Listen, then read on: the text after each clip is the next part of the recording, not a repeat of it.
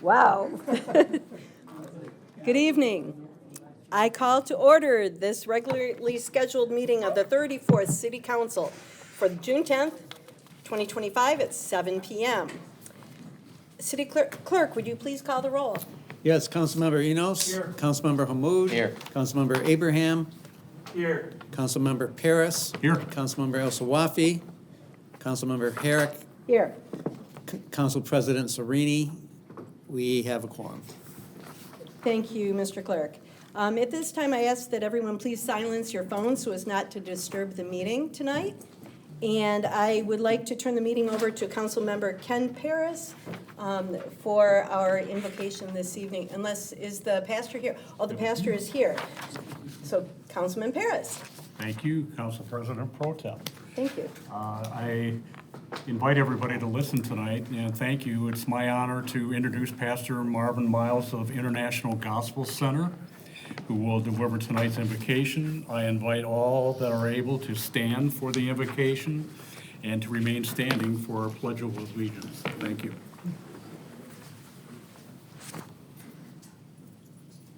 Oh God, we thank you once again with gratitude. We thank you for being part of God's loving family who is with us now in this very room. You never leave us or forsake us. Your grace has brought us safe thus far, and your grace will lead us home. We thank you for making each of us in this room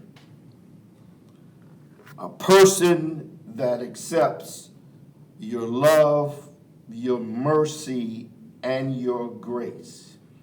Every citizen of this city and in every city is made in your image, in your dignity, and they have infinite worth.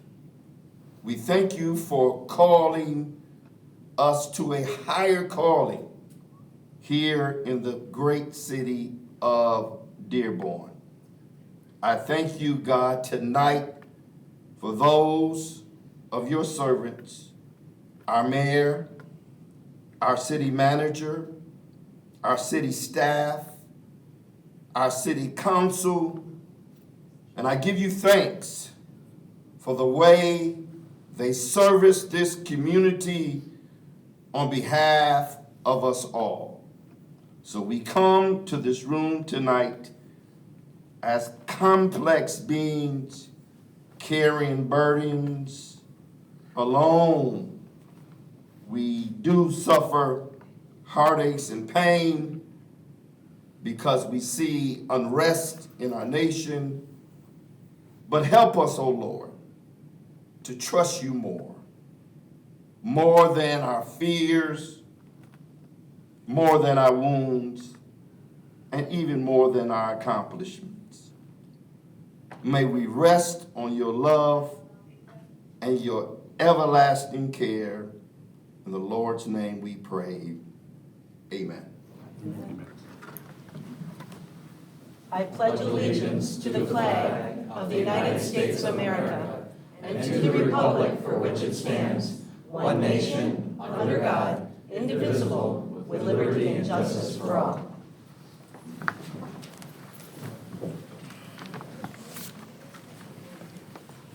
Thank you for that meaningful invocation, Pastor. We appreciate you being here.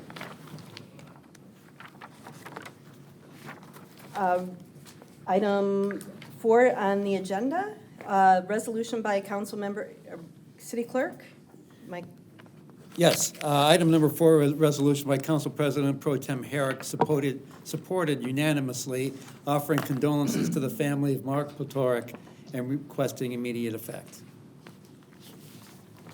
Thank you. And the condolence message will be delivered by Council Member Robert Abraham. Thank you. Thank you. On behalf of the Dearborn City Council, the city clerk, our mayor, it is with heavy hearts that we recognize the passing of our colleague Mark Potoric, a lifelong Dearborn resident, devoted husband, proud father of 3 sons, and a true friend to many. Mark was a proud graduate of Fordson High School and a veteran of the United States Army, where he served his country with honor and courage. He later dedicated many years of service to the city of Dearborn, leaving a lasting impact on the departments and colleagues he worked with before retiring just 2 short years ago.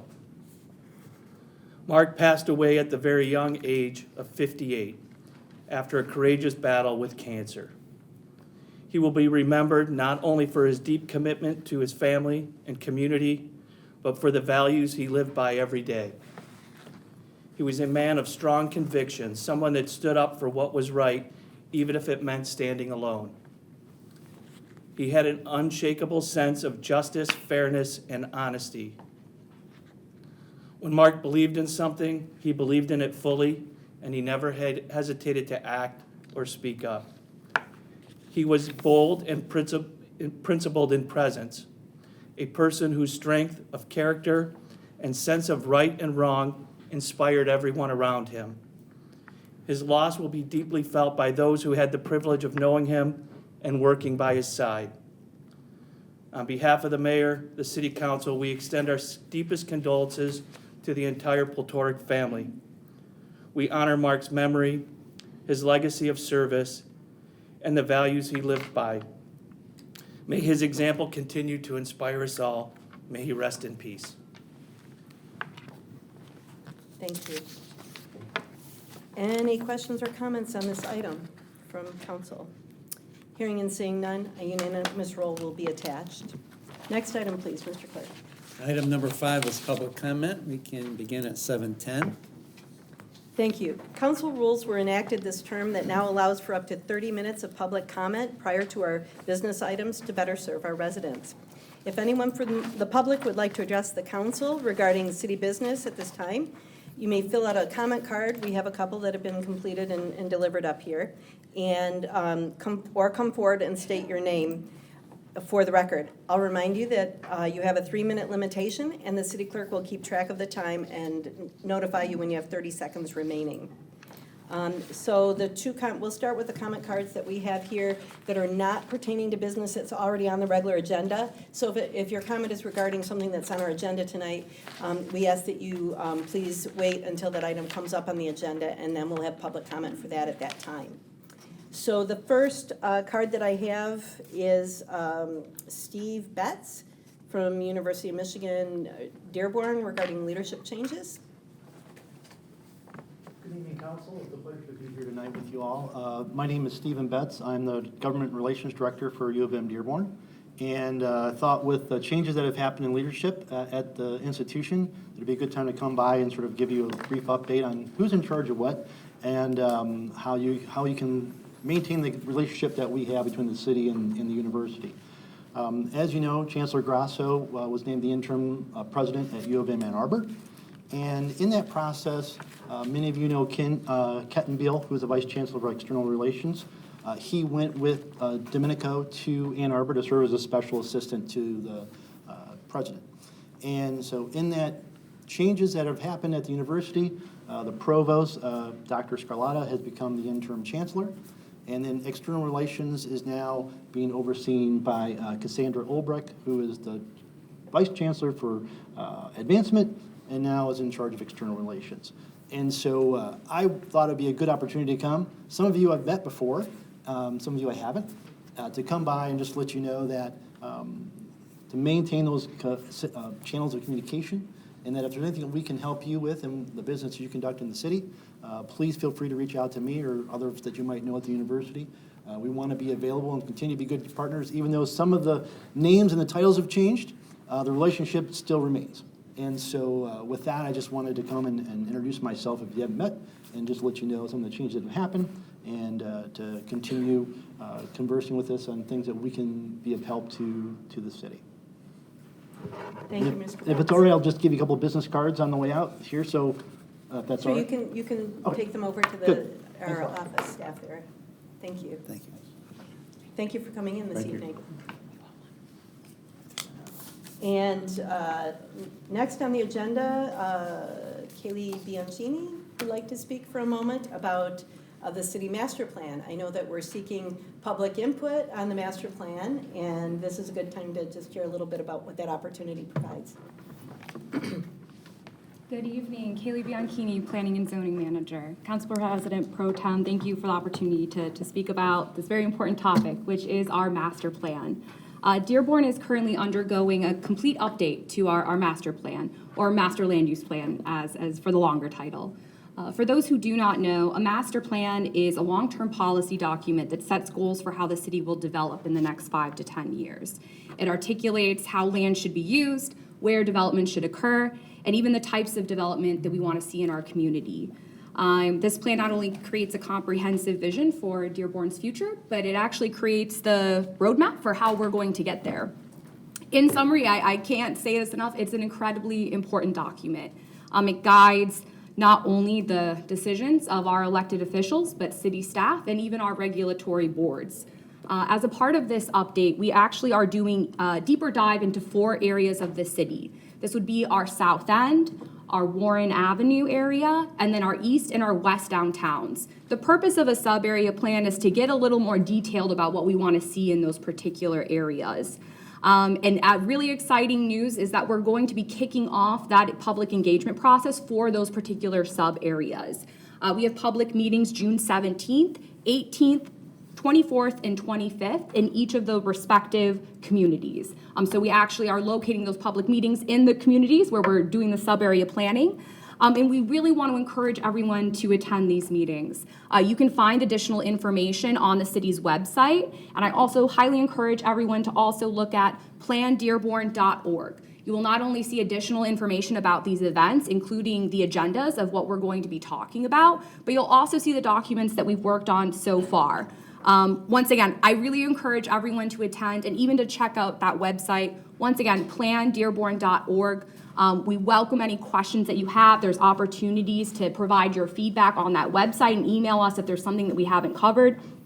But we really appreciate, the opportunity to do this master plan update. It's a really significant policy document for the city. And once again, we really strongly encourage everyone to attend these meetings if you can. So thank you, Council President. And yeah, happy to answer any questions. Councilmember Paris? Yeah, I appreciate that, Council President Pro Tem. Kaylee, I appreciate the information being put out there. I would be remiss, though, in not mentioning that the plans for the Fairlane Town Center, the meeting for that was tonight. That's correct. Between 5:30 and it's still ongoing until 7:30, and I had the opportunity to go to that tonight. So it was very exciting because it's going to be a 10-month planning to see the future of the Fairlane Town Center and how we can come together and make use of that space, of course, with the ownership, public and private, whatever we can do. But I really appreciate having the opportunity, and I think really residents need to take a look at those other 4 planning meetings to be able to see what may be in store, and let alone what's going to be possibly your opportunity to get involved with the city master land use plan. And of course, we have a council member too that's very much so involved with that. So I appreciate that, bringing that to everyone's attention. Thank you. Absolutely, thank you. Thank you. And I also wanted to note, you'll hear the master plan mentioned tonight as we talk about new zoning, that there's something we're going to be voting on this evening, and that's something that guides us in our decisions when we look at rezoning business parcels, as well as things that might impact you in your own neighborhoods. So this is your chance as residents to speak up, be part of the conversation of the future of our city. Yeah. So thank you. Absolutely, thank you, Council. And any other comments from council? Okay. At this time, there were 2 other comment cards, but I believe they're both pertaining to something that's on the agenda later this evening. Is there anyone else that would like to make a comment to the public at this point? Please come forward and state your name and address for the record. Hello, I am Matt Graff. I work for the Dearborn Historical Museum at 915 Brady Street. And I just have a couple quick announcements. We have 2 events coming up this June. Legacy of Leaves, Rooted in Service, Growing Our History will be a tree memorial dedication. Over the past year and a half, the museum staff and commissioners have planted a variety of trees around the museum campus, and some of them are planted in honor of museum volunteers who have passed away over the last few years. other ones for historic figures that have played a role in shaping Dearborn's history, such as Clara Ford. So if you're interested in that event, that'll be next Friday, June 20th at 2 p.m., right at 915 Brady Street. And then, of course, if you're a parent with young kids, you're definitely going to want to make our teddy bear picnic, and that's Saturday, June 28th. And they're welcome to bring their favorite teddy bear or stuffed animal. There will be prizes. We will also be having judges, such as our Council President Pro Tem, Leslie Herrick, who will be proudly serving as a judge, as she has the last few years. And it's a great time. There'll be a bouncy house, face painting, bubble blowing, activities for kids, all through from 10 a.m. to noon on Saturday, June 28th. Thank you, Matt. And it is my honor to serve as a judge each year. It's a lot of fun to see the families come out and how creative the children get. Some of them come dressed as their favorite stuffed animal character.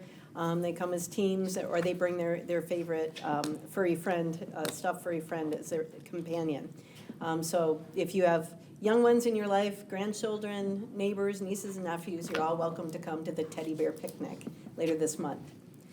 Anyone else from the public who would like to come forward with a public comment at this time? Betty Adams from the library is going to join us. Thank you.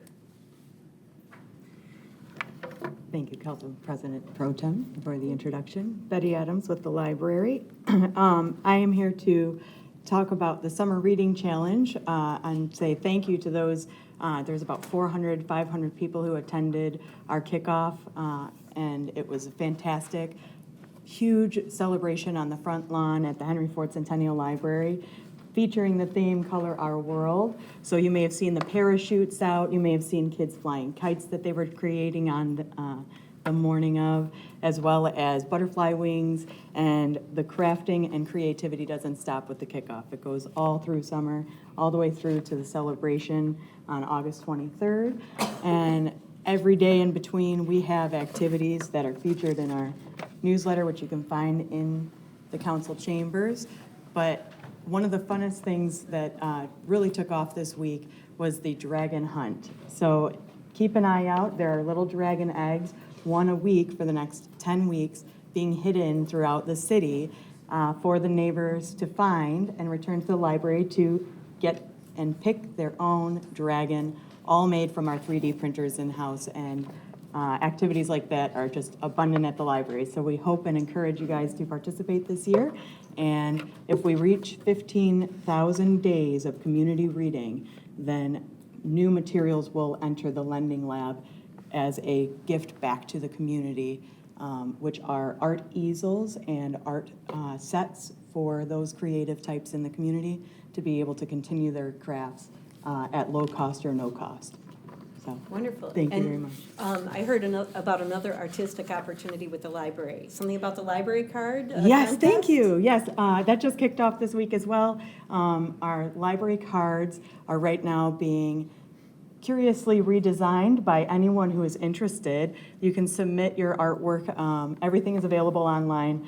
This is fresh off the press, so it's throughout the summer that you can submit your designs through June 30th to the library for the library card itself and the keychain.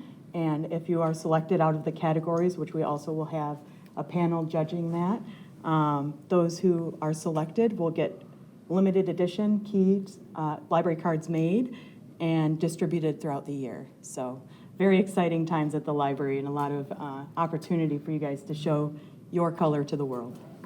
Thank you. so much. Thanks. Councilman Enos. Will there be any clues to where the dragon eggs will be? I was wondering about how that works. Follow our social media, then you will already have seen every Monday and Wednesday we drop hints as to where they are. And we do give an update when it's found. The first egg went out and it was found within 5 hours of being hidden. So when I say the community is very excited about this, we have had people asking constantly about them and asking for clues. The clues are only to be found on our Facebook and social media websites, so that way we can't say. So staff cannot give any hints, but we can direct you to the site and we can also show you in-house. So if you don't have access to those tools, we can happily provide you the hints. Just give us a call. So just for clarification, are they all on public property somewhere in a safe? Correct, in a yes, they are safe either place? library or parks property. And Okay. we are in partnership with the parks to make this happen for the community as well. Wonderful. very Well, thank you exciting so time. much, yeah. Dragons are kind of the theme of the season, so lots of fun. Yes, and the designs are very cool. I got to see all of the dragons before they got released, and there's a design for everyone, that's what I'll say. Wonderful. Thank Well, you. thank you so much. We use a police canine. Okay, you need to say that for the public to hear. He's asking about using the police canine unit to help find the dragon eggs. They could be trained to sniff it, I'm sure. Yeah. Thank you. Does anyone else have a comment they would like to make during our public comment period, the first comment period of the evening? There will be after all of the agenda items are covered, if you have another item that's not covered in our agenda tonight, you are welcome to come forward at that time for a second public comment period. So at this time, let's see, before we move on to the consent agenda, any other items that any of the members wish to remove from the consent agenda and discuss individually tonight? Oh, sorry, it was highlighted for me. Sorry, Mr. Clerk? Well, no, you can say that, that's okay. We just Okay. need an offer and support if no one wants to remove. Okay, well, it's my understanding that the administration would like to remove item 24 from the consent agenda. So if we could make a note of that. We need an offer and support for that? Just one of you has to pull what Kid said. Okay, and who offered that? Because we need them to remove their offer and support for that item. Okay, so would one of you offer to remove it from the agenda? Offered. Okay, it's been offered by Councilman Paris to remove it from the agenda. Okay, and so we will address that when it comes up in the regular order of business. It'll probably be the next item after the consent agenda. Okay, now we need a resolution in offering in support of the consent agenda, the items on the agenda. Okay, offered by Councilman Hamud? Support. Supported by Councilman Robert Abraham. Thank you very much. So, Mr. Clerk, next item, please. So we need to have a roll call vote to. Oh, to okay, I move forward. apologize. Yep. So Mr. Cro- I will call Councilmember Enos, Yes. Councilmember Hamud, Yes. Councilmember Abraham, Yes. Councilmember Paris, Yes. Council President Pro Tem Herrick. Yes. 5 yeas, the resolution passes. We will move on to item number 23. Resolution by council members Paris and Enos concurring in the reappointment of Colleen Johnson to the City Beautiful Commission with the term ending June 30th, 2028, and requesting immediate effect. Actually, it's number 24. Oh, I'm sorry. Item 24. I thought you They're said both- 23. they're- My problem. Yeah, Okay. I can see why that would have happened. Item 24. Item number 24, resolution by council member Paris and Enos concurring in the reappointment of Patricia Johnson to the City Beautiful Commission with a term ending June 30th, 2028, and requesting immediate effect. Okay, and so at this point, we ask for the withdrawal. Is that what we need to do? Yes, that's what's being requested. Okay, so Councilman Paris and Councilman Enos, would you like to withdraw your motion? Yeah, I mean, Withdraw my support. okay. All right, they've both withdrawn their support of this item. Is there any more we need to do with it? No, without an offer and support, it'll die on the table. Okay, thank you very much. Okay, Mr. Clerk, next item, please. Next item is item number 42, resolution by council members Enos and Abraham approving the minutes of the previous special closed meeting of May 20th, 2025. Are there any other additions, deletions, or modification to the meeting minutes from this meeting? Any questions or comments on this item? And hearing and seeing none, a unanimous roll will be attached. Next item, please. Item 43, resolution by council members Paris and Enos approving the minutes of the previous regular meeting of May 20th, 2025. Are there any additions, deletions, or modification to the minutes from this meeting from council? Any questions or comments on this item from council or the public? Hearing and seeing none, unanimous roll will be attached. Next item, please. Item 44, ordinance on the table, ordinance number 24-1844, an ordinance to amend the Animals Chapter 4 of the Code of Ordinances of the City of Dearborn by amending Section 4-23 entitled License Required, Number of Dogs Allowed, resolution by council members Enos and Abraham to take from the table for its final reading. The proposed durational vaccine requirement in this ordinance mirrors state law and is being added to clarify that it is the owner's responsibility to ensure that their licensed dog is vaccinated for the entire period of their license, including the recently added 3-year license and automatic renewal licenses available in Dearborn, which may require additional vaccinations during the license period. The proposed amendments make the following changes. They require the owner of a dog licensed under the ordinance to keep their licensed dog vaccinated against rabies for the duration of the license. It is consistent with the same requirement under Michigan Law Act 339 of 1919, MCL 287.266(8). It adds reference titles to make it easier to locate certain regulations within the ordinance, and it adds reference to the Michigan law that gives the city the authority to require that dogs be licensed, Act 339 of 1919. This is the second and final reading of the ordinance. Are there any questions or concerns regarding this item on council, from the council? And are there any comments from the public regarding this item? If not, Mr. Clerk, may we have the final reading? Yes, this is the final reading of ordinance number 25-1844, an ordinance to amend the Animals Chapter 4 of the Code of Ordinances of the City of Dearborn by amending Section 4-23 entitled License Required, Number of Dogs Allowed. Thank you. May we please have a roll call vote? Councilmember Hamud. Yes. Councilmember Abraham. Yes. Councilmember Paris. Yes. Council President Pro Tem Herrick. Yes. Councilmember Enos. Yes. 5 yeas, the ordinance passes. Thank you.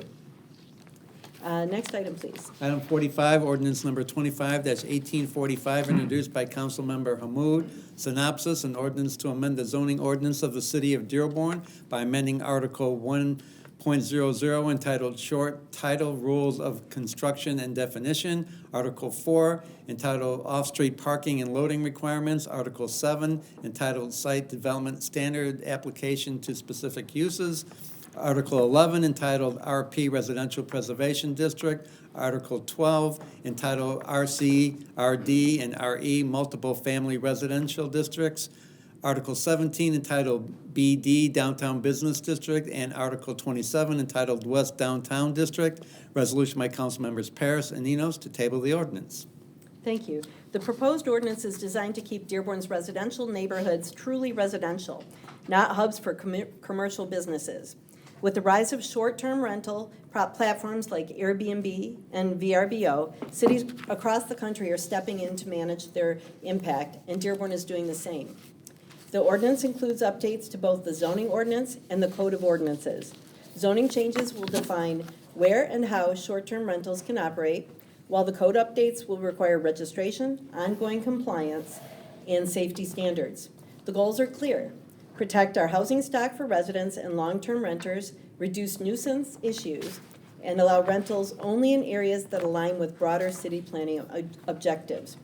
After a public hearing on May 12, 2025, the Planning Commission unanimously approved the ordinance. This is the first of 2 readings. Are there any comments, questions, or concerns on this from council? I would just like to note myself, seeing nobody's raising their hand here, this is something that council has been looking at for at least 3 years. Residents have increasingly come to council with concerns about short-term renters, of a night or two, mostly just one night, in our residential neighborhoods, and the negative impacts some of the less considerate visitors in these short-term rentals have made in the neighborhoods. There have been issues with noise and trash, and just disrupting the fabric of the neighborhood in some cases. And we have been working, and the administration has been working with the legal department to find legal ways that at the city level we can manage short-term rentals. And so this, what we're addressing tonight, there are actually 4 different ordinances that we are updating in order to address these concerns. With that, does anybody from the public, I know that we have a couple of people who would like to speak on this matter, and you can speak on after this reading or after one of the others. This is just the first reading, and the final vote will take place after the next council meeting. So Therese Turns, would you like to speak at this point? Come forward, state your name and address for the record. I live at 8 Abbott Lane in Spring Wells Park. Thank you. There are 4 or 3 more ordinances to be read, go through tonight? Yeah, Okay, they each have parts I'd like that, to listen to as a them whole. first and then pose Sure. the question, okay? Okay, thank you. And then Nancy Harmon, would you like to wait as well, or would you like to speak right now? I'll wait. Okay, we will hear from you in a bit then. Thank you very much. Mr. Clerk, may we have the first reading of this ordinance? Yes, this is the first reading of ordinance number 25-1845, an ordinance to amend the zoning ordinance of the city of Dearborn by amending Article 1 entitled Short Title, Rules of Construction and Definition, Article 4 entitled Off-Street Parking and Loading Requirements, Article 7 entitled Site Development Standards Applicable to Specific Uses, Article 11 entitled RP Residential Preservation District, Article 12 entitled RC, RD, and RE Multiple Family Residential Districts, Article 17 entitled BD Downtown Development District, and Article 27 entitled West Downtown District. Thank you, Mr. Clerk. A unanimous roll will be attached unless there are any objections from council. Hearing none, so attached. Next item, please. Item 46, ordinance number 25-1846, introduced by Councilmember Hamud. Synopsis: an ordinance to amend section 9.02 of ordinance number 06-1111 of the city of Dearborn by rezoning the property located at 100 North Telegraph Road from a BA local business to a BB community business zoning classification. Resolution by Council Members Paris and Enos to table the ordinance. Thank you, Mr. Clerk. The applicant is requesting to rezone 100 North Telegraph Road from local business BA to community business BB to allow for a reconfiguration and modernization of the existing gas station and its accessory retail store. The .281 acre site falls within a mixed-use centers vehicle-oriented designation in the city master plan, which is consistent with both BB and BC zoning classifications. This is the first of 2 readings. Are there any questions or concerns from council on this item? And are there any questions or comments from the public on this item? Hearing none, Mr. Clerk, could we please have the first reading? This is the first reading of ordinance number 25-1846, an ordinance to amend section 9.02 of ordinance number 06-1111 of the city of Dearborn by rezoning the property located at 100 North Telegraph Road from a BA local business to a BB community business zoning classification. Thank you, Mr. Clerk. A unanimous roll will be attached unless there are any objections from council. Hearing none, so attached. Next item, please. Item 47, ordinance number 25-1847, introduced by Council Member Enos. Synopsis: an ordinance to amend the occupancy and building standards chapter 11 of the Code of Ordinances of the City of Dearborn by adding Article 5, Division 1, entitled Short-Term Rentals, and Division 2, entitled Non-Owner Occupied Residential Properties. Resolution by Council Members Hamud and Paris to table the ordinance. This amendment works alongside the short-term rental ordinance by creating a new section in Chapter 11 of the Code of Ordinances to regulate short-term rentals, defined as stays of 30 days or less. It consolidates the existing rules for non-owner occupied rentals and sets clear standards for short-term rentals, including permit and inspection requirements, a local agent if the owner is not on site, a ban on on-street parking by guests, and a prohibition on advertising unpermitted rentals. Safety features like smoke and carbon monoxide detectors and fire extinguishers are now required. and violations carry civil fines of $750 for a first offense and $1,000 for repeat offenses. Importantly, the rules for non-owner occupied rentals remain the same. They're just being moved to this new section. This is the first of 2 readings. Are there any questions, concerns, or comments on this from council? And anyone from the public wish to address this particular ordinance? Seeing and hearing none at this time, Mr. Clerk, could we please have the first reading? This is the first reading of ordinance number 25-1847, an ordinance to amend the occupancy and building standards chapter 11 of the Code of Ordinances of the City of Dearborn by adding Article 5, Division 1, entitled Short-Term Rentals, and Division 2, entitled Non-Owner Occupied Residential Properties. Thank you, Mr. Clerk. A unanimous roll will be attached unless there are any objections. Hearing none, so attached. Next item, please. Item 48, ordinance number 25-1848, introduced by Councilmember Hamud. Synopsis, an ordinance to amend the licenses and business regulations chapter 12 of the Code of Ordinances of the City of Dearborn by amending section 12-6 entitled License Fees, Article 16, section 12-791 to 12-799 entitled Hotels, Room Houses and Lodging Houses, and Bed and Breakfasts. Resolution by Council Members Paris and Enos to table the ordinance. This is another companion piece with short-term rental ordinance amendments. The proposed amendments remove references to and regulations for bed and breakfasts. This is being done to avoid overlap and confusion with recently introduced regulations for short-term rentals, and because there currently are no active bed and breakfasts operating in the city. Because bed and breakfasts and short-term rentals are so similar in use and regulation, and since there are no bed and breakfasts in the city at this time, it is recommended to remove bed and breakfasts to avoid overlapping regulation and confusion with short-term rentals. This is the first of 2 readings. Are there any questions or concerns from the council on this matter?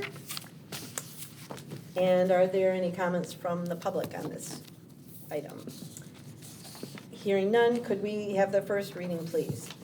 This is the first reading of ordinance number 25-1848, an ordinance to amend the licenses and business regulations chapter 12 of the Code of Ordinances of the City of Dearborn by amending section 12-6 entitled License Fees, Article 17, sections 12-791 to 12-799 entitled Hotels, Room Houses and Lodging Houses, and Bed and Breakfasts. Thank you, Mr. Clerk. A unanimous roll will be attached unless there are any objections from council.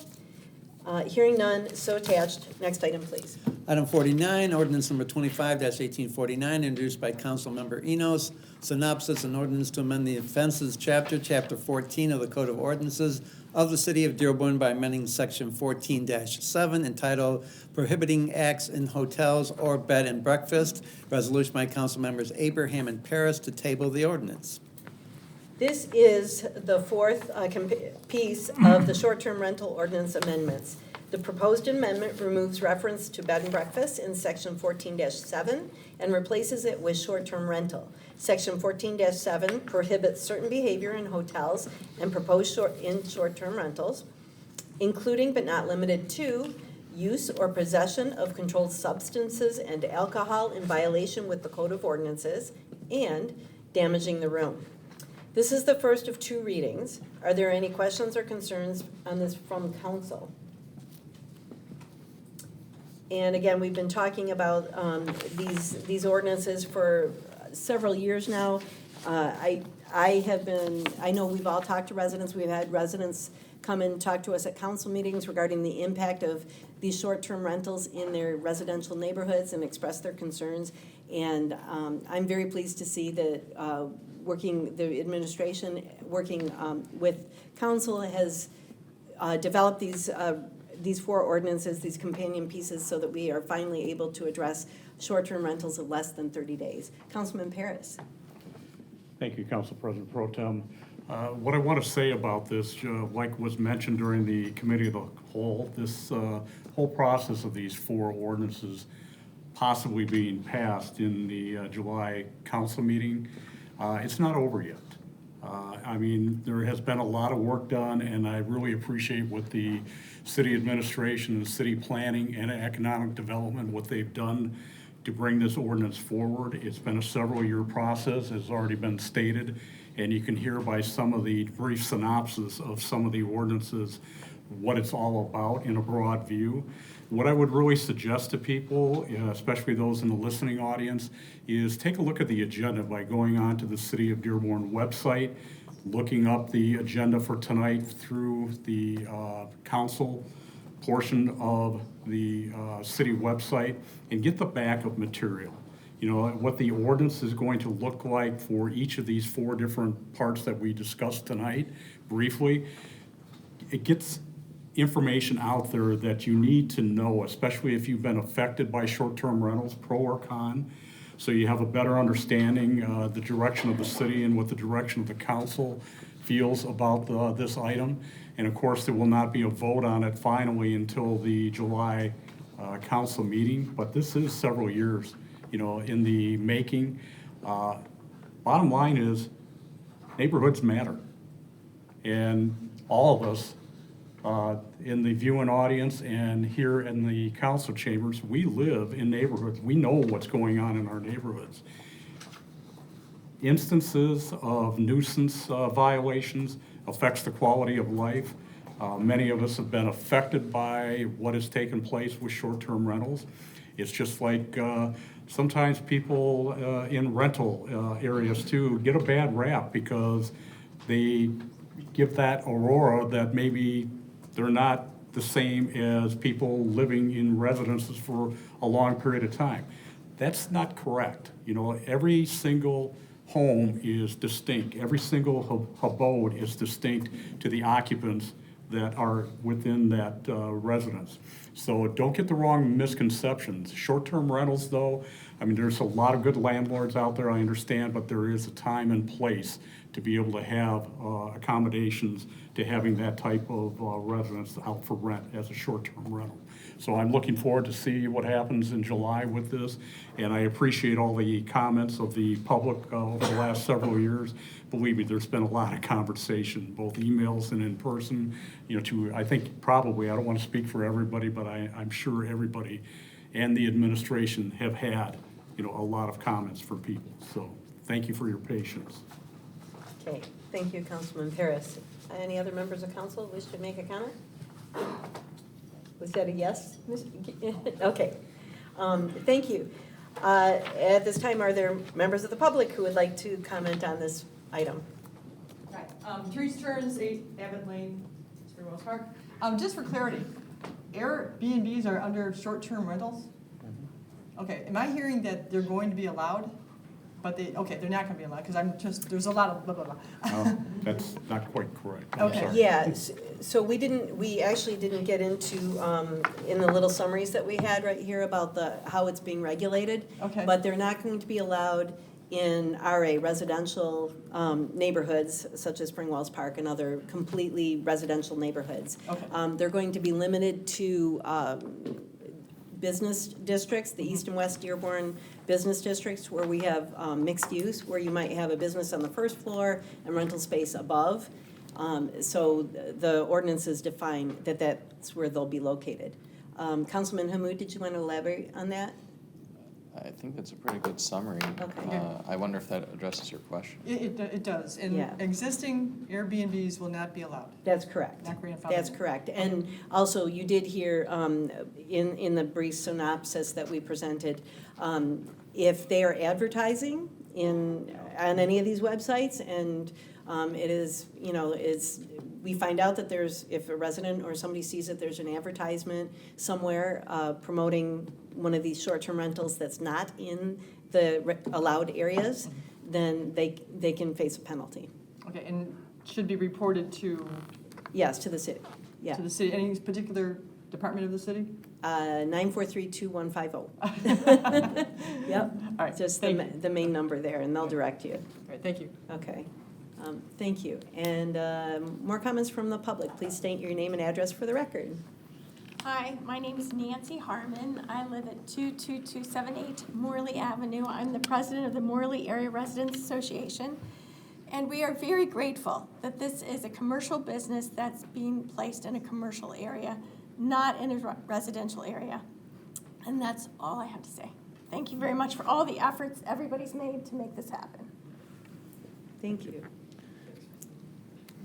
Any other members of the public who would like to comment on this particular agenda item?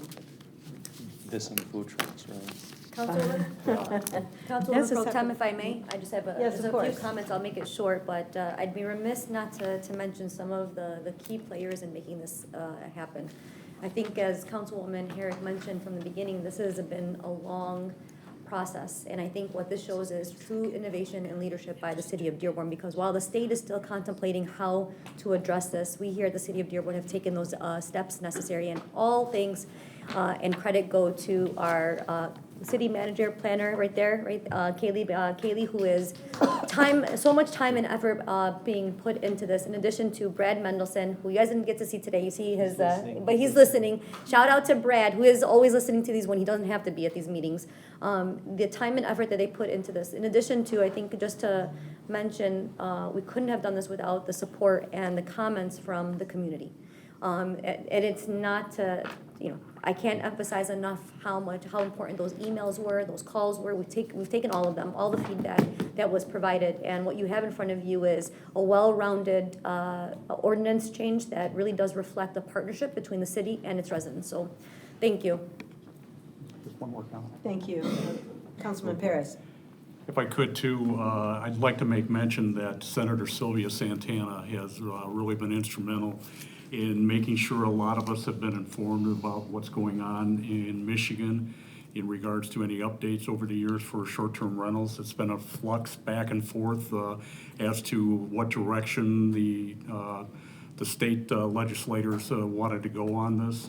And, there's been some guidance by the Michigan Municipal League and other entities within the state and legislature too that have been providing information to many of us. So reaching out to them too, and thank you for your support.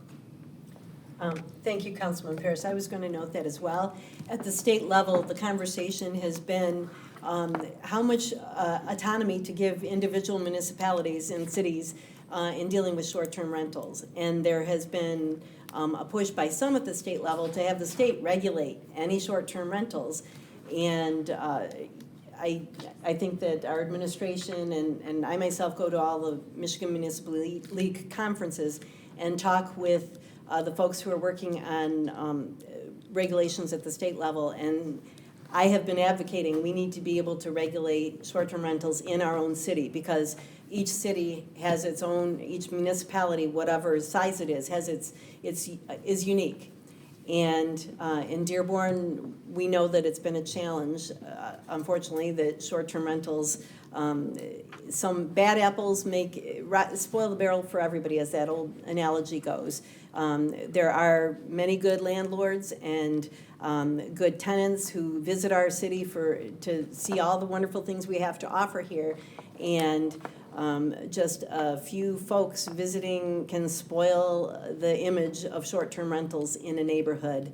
And so unfortunately, we had to take this action, and I think that the administration and the planning department and everybody who worked on this has done a really great job at coming at it from all angles. How can we address this at a local level to benefit the folks in our neighborhoods? So again, thank you to all who worked on it, and I look forward to the final reading next month when the ordinances will go into effect after that final reading. So this is the first of two readings. We've addressed questions and concerns from the council and the public. Any final comments from the public on this? Okay, hearing and seeing none. Mr. Clerk, could we have the first reading, please? This is the first reading of ordinance number 25-1849, an ordinance to amend the offenses chapter 14 of the Code of Ordinances of the City of Dearborn by amending section 14-7 entitled Prohibiting Acts in Hotels or Bed and Breakfasts. Thank you. A unanimous roll will be attached unless there are any objections from council. Hearing none, so attached. Next item, please. Item 50, resolution by council members Hamud and Paris authorizing the mayor to execute the 51st year Community Development Block Grant application, grant agreement, and sub-recipient agreements on behalf of the city. authorizing the finance director to recognize and appropriate the grant award and the estimated program income in the total amount of $2,369,401, and to receive, direct, and dispense those award funds within the Community Development Fund, number 283, or other funds, and requesting immediate effect. Thank you. The City of Dearborn's 2025-26 Housing and Community Development and Annual Action Plan outlines how the city will use its Community Development Block Grant, CDBG, funds from the U.S. Department of Housing and Urban Development. For the 51st year of the program, Dearborn is allocating a total of $2,369,401, made up of a $1.86 million entitlement, over $434,000 in unspent funds from prior years, and $70,000 in anticipated program income. The council resolution authorizes the mayor to submit the grant application, sign the agreement with HUD, and execute related sub-recipient and contract agreements. It also authorizes the finance director to accept and manage the funds through the Community Development Fund or other eligible funds, such as the General Fund, Library Fund, or Facilities Fund. Immediate effect is requested. Any questions or comments on this item from the council? And are there any questions or comment on this item from the public? Hearing none and seeing none, a unanimous roll will be attached. Next item, please. Item 51, resolution by council members Enos and Hamud approving the request of EWI Worldwide, owner of the property located at 2401 South Gully, to vacate and dedicate 3 parts of the existing easement within the city-owned property of Crawley Park, located at 2600 Westwood, for 2 existing sanitary and storm sewer leads to serve the existing businesses and enable expansion of the property to accommodate additional businesses, subject to certain stipulations, also authorizing the finance director to allocate and expend available funds in the amount not to exceed $157,471 within account number 401-6100-435.34-40 in the ARPA 70 to support costs associated with removing and placing new sewer lines and requesting immediate effect. EWI Worldwide, located at 2401 South Gully, is requesting 3 easements across Crowley Park, a city-owned property, at 2600 Westwood, to serve their business with 2 existing sewer lines and 1 proposed storm sewer lead. The easements, each about 20 feet wide and in between 31 and 37 feet long, will have a minimal impact on the park. The proposed easement supports EWI's new parking lot and connects to the city's storm sewer system, which will be upgraded from a 12-inch to a 24-inch pipe for better drainage. The council is being asked to authorize the Department of Public Works to finalize and record the easements with the Corporation Council's approval and to approve up to $157,471 in ARPA funds for the sewer upgrade. The installation will follow all ordinances and integrate with the park's irrigation system. Immediate effect is requested. Are there any questions or comments on this item from the council?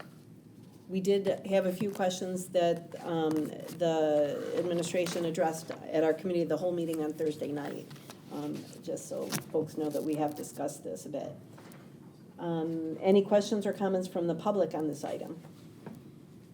Hearing and seeing none, unanimous roll will be attached.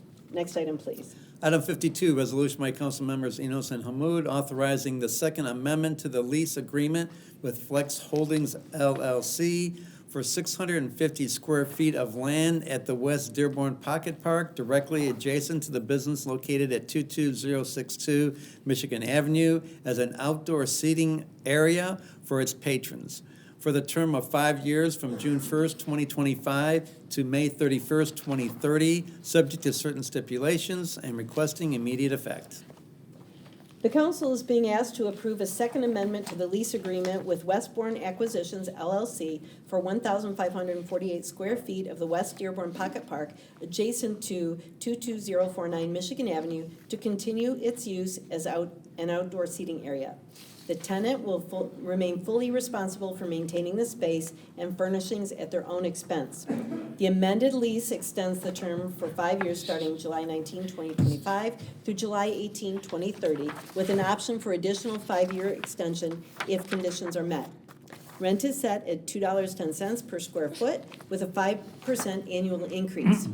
Base rent will start at $5,332.53 in year 1 and rise to $6,481.73 in year 5, plus $300 annual administrative fee. Any questions or comments on this item from the public? Hearing and seeing none, a unanimous, or any questions or comments from the public on this item? Thank you. Hearing and seeing none, unanimous roll will be attached. Oh, comment from Councilman Paris. Thank you. The only comment I wanted to make, I believe the address is 22048 in the backup and on the map instead of 49. Okay. So just a correction of what was supplied for tonight. Okay, thank you for that correction. And administration will make note of that if needed. Thank you. Okay, next item, please. Okay, I need to make a correction. I read item number 52, and you were giving comments on item number 53 according to my schedule, so I need to reverse the numbers. You did the one on 22048 or 49 Michigan Avenue, but I read 22062. Flex Holdings. I read the Flex Holding number, the Oh, it looks resolution like for these Flex Holdings. It says Flex Holdings, and then the notes were for Westbourne Acquisitions. Oh, yeah. So this, I apologize, the notes in my backup were mixed up. They were flipped. Okay, so now I will read the one that we still have to Oh, do. dear. Okay, Okay, so I will read it again because we didn't do this when we did the other one. So I will now read the one that we didn't do. okay. Is that okay, council? Yeah. Usually you need to offer support to change the agenda. So I would procedurally have you just go back to 52 and do it how it is on the Yeah. agenda unless you're going to move let's do to that. change the agenda. Yeah, let's do that. So just do 52 at this time instead of 51?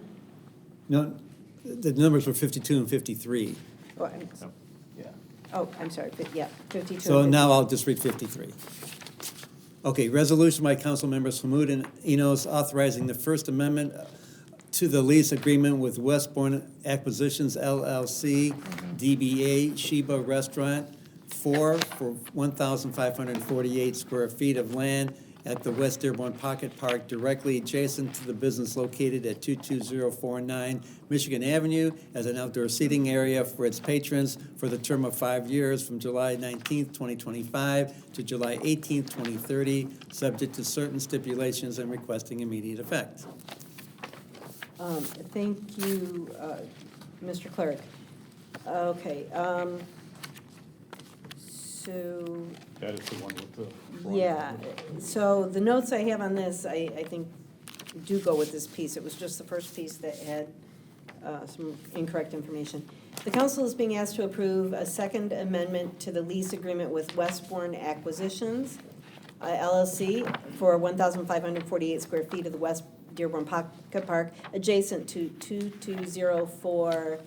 Is 9 correct on this one, or is it 8? It's 8. Okay, 22048 Sheba 22048 Michigan Avenue. The space will continue to serve as an outdoor seating area for the business patrons. Under the lease, the tenant remains responsible for maintenance of all seating and all seating-related costs. The new lease term will run from July 19, 2025 through July 18, 2030, with the option to renew for another 5 years if certain conditions are met. The lease rate is $2.10 per square foot, with a 5% annual increase, starting at $5,332.53 and rising to $6,481.73 by the final year. A $300 annual administrative fee also applies. Any questions or comments on this item? Councilman Hamud. Yeah, I just want to make sure people also know, while we are entering in lease agreements for the pocket parks in West Dearborn, one of the big stipulations that we're making sure is the park is still open to the general public even whether there are or are not patrons there, so it's still a public space.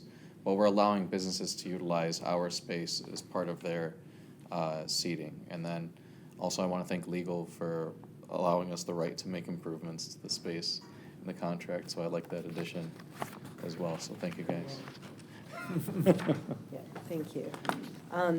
Also, for those who have visited the West Dearborn Pocket Park in recent months, you may have noticed that the mural on the wall next to there needs a little bit of attention, and some of the landscaping it's all going to be addressed coming up. Kaylee, would you like to, Ms. Bianchini, you talked a little bit about this didn't you talk a little bit about this at the Committee of the Whole? Could you just I think Jordan can elaborate. Oh, It's sure. Yep, Jordan. it's just the I'm sorry, DDA. Jordan. No worries. Mr. Torti, if you could just elaborate a little bit about what we can expect in addition to the businesses' contributions of the seating space outside of the restaurants. What are we going to see? For sure. Jordan Forty, Economic Development Director.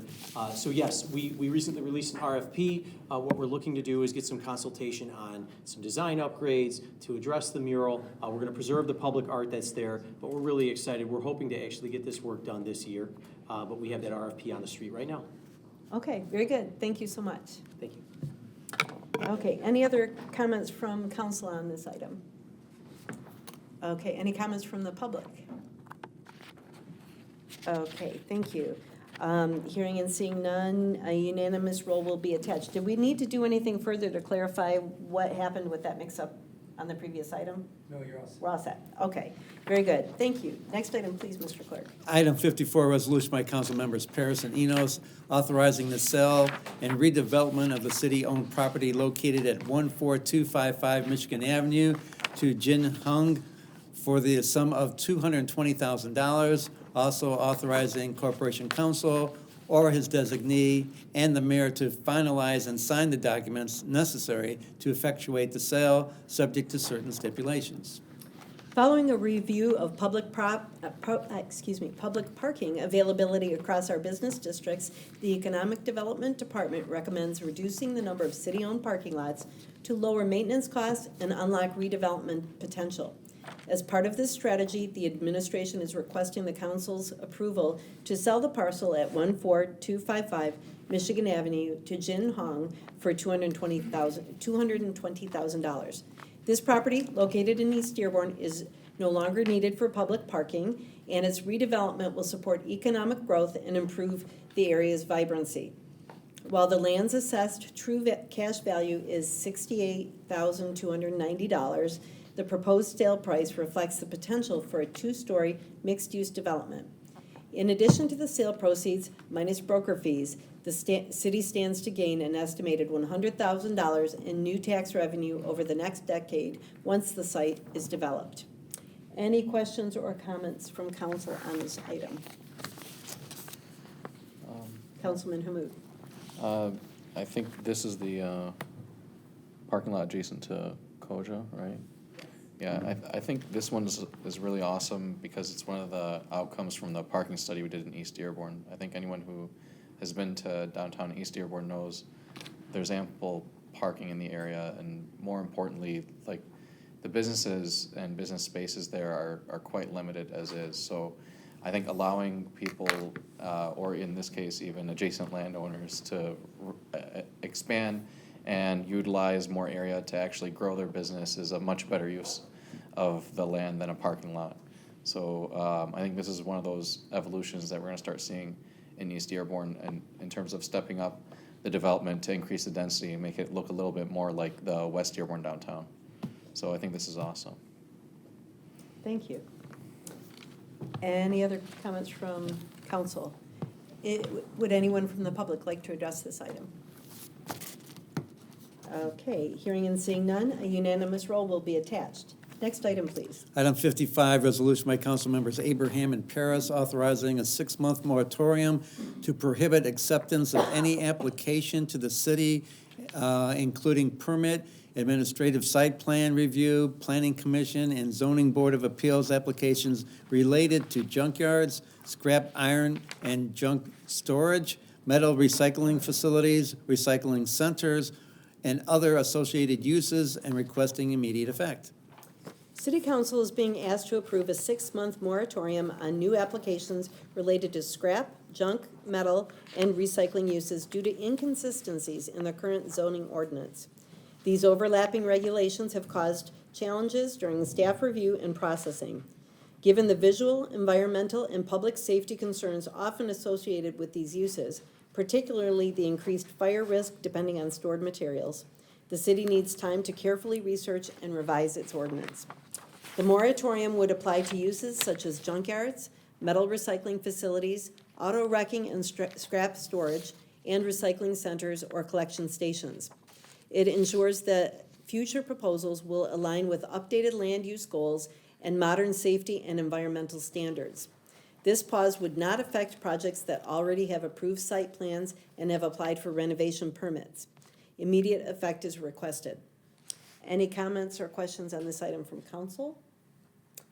And would anyone from the public like to make a comment on this item?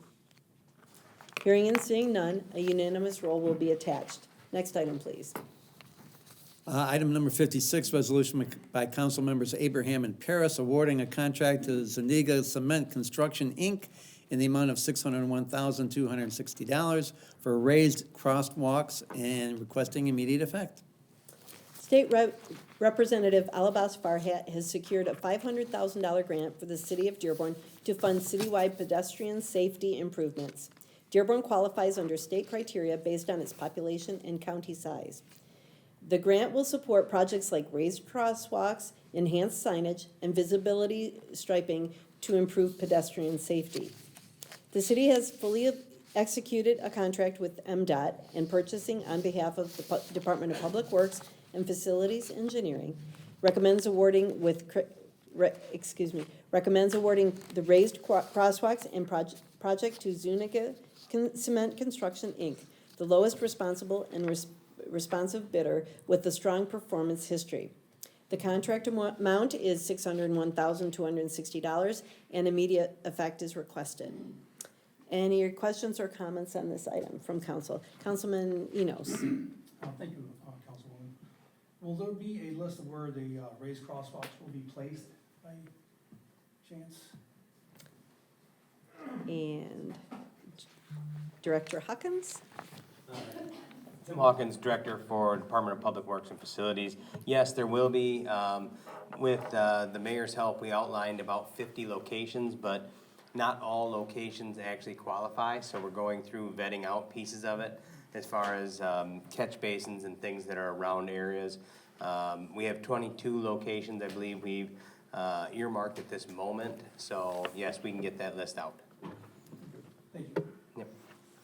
About how much per raised crosswalk? We heard a number. It was around $20,000. Was that right? Yeah, yes. Somewhere between $18,000 and like $40,000, depending on the upgrades required. Remember, when we do a raised crosswalk, it inhibits water flow at the curb line. So we have to make sure there's catch basins on either side to collect water, to make sure that this downstream doesn't create icing in the winter. So it depends if we have to move any catch basins or infrastructure. Okay, thank you. One without infrastructure, $18,000. Okay, all right, thank you. Any other questions from council on this item? And do we have any questions from the public on this item? Please come forward and state your name and address for the record. Hi, my name is Nancy Harmon. I live at 22278 Morley Avenue. I'm the president of the Morley Area Association, again. I want to thank the city for making this happen. We've tried so many ways to get the traffic to slow down, and that's affecting all of us, and these raised crosswalks are a very nice way to do it, so I appreciate that. Thank you. Any other comments from the public on this item? Hearing and seeing none, a unanimous roll will be attached. Next item, please, Mr. Clerk. Item 57, resolution by council members Hamud and Abraham awarding a professional services contract to Plant Moran in the amount not to exceed $100,000 for a payroll audit and requesting immediate effect. Thank you. The Finance Department is requesting to approve a contract for a payroll audit with Plant Moran. This will be a one-time purchase in the amount not to exceed $100,000. The audit will review paid payroll and accrual bank details from October 2024 through March 2025. It is requested that council authorizes the award with immediate effect. In full disclosure, my son works for Plant Moran, but his position has nothing to do with this particular project, and he and my family will receive no remuneration or benefits from this project.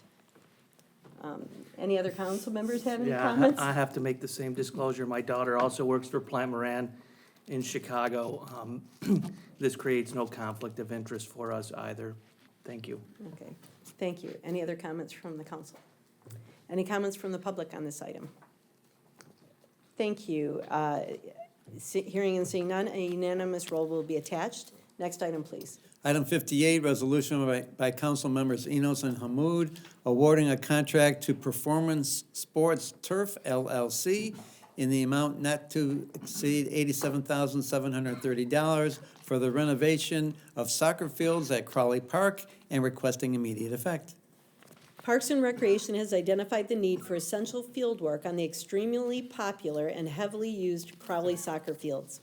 This project includes laser grading and leveling of the playing surfaces, as well as adding additional grass seed that will be complemented by the implementation of a proper fertilization program. The Parks and Recreation Department, in conjunction with purchasing, recommends awarding a contract to Performance Sports Turf LLC for soccer field renovations at Crowley Park. The requested amount is $87,730. Any questions or comments on this item from council or from the public? Hearing and seeing none. Oh, okay. Please step forward. State your name and address for the record. Nancy Harmon, 22278 Morley Avenue. And I'm here as the mother of Ben Harmon, who plays on that soccer field all the time. And he says how horrible it's been for years. So he will be very happy to have this repaired. Thank you. Thank you for that testimonial. Any other questions or comments from the public on this item? Hearing and seeing none, a unanimous roll will be attached. Next item, please. Item 59, resolution by council members Hamud and Enos awarding a sole source contract to Give Directly in the amount of $1,500,000 for the RX Kids program. Also authorizing the finance director to transfer funds in the amount of $500,000 earmarked from the General Capital Improvement Fund, ARPA 70 project for the RK Kids program to the general fund and to recognize and appropriate the transfer and requesting immediate effect. The Department of Public Health, in coordination with purchasing, recommends awarding a sole source contract to Give Directly for implementation of the RX Kids program. This innovative, evidence-based initiative supports families during pregnancy and infancy, the most critical stage of a child's development, by addressing economic instability. The requested contract amount is $1.5 million. Council is asked to approve the contract with immediate effect. Additionally, it is requested that the finance director be authorized to transfer $500,000 from the General Capital Improvement Fund under the ARPA 70 project to the general fund and to recognize and appropriate the transfer accordingly. Here to tell us a little bit about more about this really impactful program is our public health director. Thank you, Council. Ali Abazid, Public Health Director. We've talked about RX Kids numerous times. This is a sort of next step in the process to transfer some of the funds that we received through grants and other mechanisms to Give Directly, who administers RX Kids. And so with your approval tonight, we'll be able to transfer these tranche of funds to Give Directly and stay on track for hopefully a late summer launch of RX Kids in Dearborn. Thank you. Any questions from council? I just have clarification. I don't know that this was read in correctly. I think the contract with Give Directly is for $1,500, not $1.5 million. It's $1.5 million. Well, the grant and the programming says a one-time. So we have the $1 million that we received through federal earmark, which the council previously acted on, giving the finance director authority to recognize and appropriate. And this is basically formalizing the process to transfer those funds to Give Directly. Okay. I think there is an error in the council agenda. I think it's Yeah. missing a 0. Yeah, and I think it was on Thursday, too. Yeah. Okay, thank you. And could you just elaborate a little bit about how this is going to directly impact families? Yeah, I mean, poverty spikes for all families right around the time of pregnancy and delivery. And so the public health literature is very clear. If you want to improve health and well-being across the life course, you invest in that critical period during pregnancy and after birth. The way RX Kids works is that all pregnant women in Dearborn receive a $1,500 check or cash infusion at 20 weeks pregnancy, and then they receive $500 a month for the first 6 months of that kid's life. And so it's a $4,500 cash infusion, which again, this is only a big idea in America. All other countries are doing some form of this. And so the literature shows that education rates, job retention rates, health rates, and other sort of socio-economic factors are improved because of this injection at that critical period. So we're really excited to bring this generational program to Dearborn. And this, Dearborn is kind of cutting edge when it comes to implementing a program like this locally, isn't that Yeah, correct?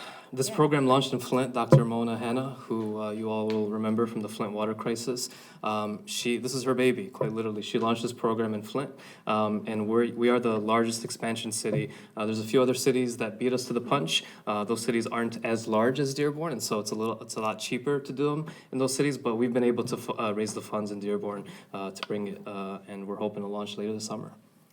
Well, thank you very much. I look forward to hearing reports of how the program is going once it starts to be implemented, and the impact it has directly on the families who are receiving these benefits. Absolutely. So thank Thank you you so for much your for your support, work. Council. I do just want to quickly, if I may, Sure. acknowledge some folks in the audience here today. Fellows from class number 4. We're really proud of this fellowship program. We've had 130 fellows come through this department through years, and some of the fellows are here today. Julia, Grace, Keegan, Zoe, and Keon from the School of Public Health, School of Public Policy, School of Social Work, and the Law School at the University of Michigan. So we're really excited to have them, and we thank them for their work. Well, thank you for joining us today. I think you are following in the footsteps of some other very talented young people who have worked with our health department, with Director Abazid in the past, who've gone on to continue to do amazing work, either here in Dearborn or elsewhere. So thank you for spending your summer with us. Thank you. Okay, thank you. Any other comments on this item from public or council? Hearing and seeing none, unanimous roll will be attached. Next item, please. Item 60A, resolution by council members Hamud and Abraham approving the amended traffic rules and regulations pursuant to section 18-150 of the Code of Ordinances of the City of Dearborn as follows. Post a 15-minute parking on the east side of Military, north of Michigan Avenue, adjacent to 22370 Michigan Avenue.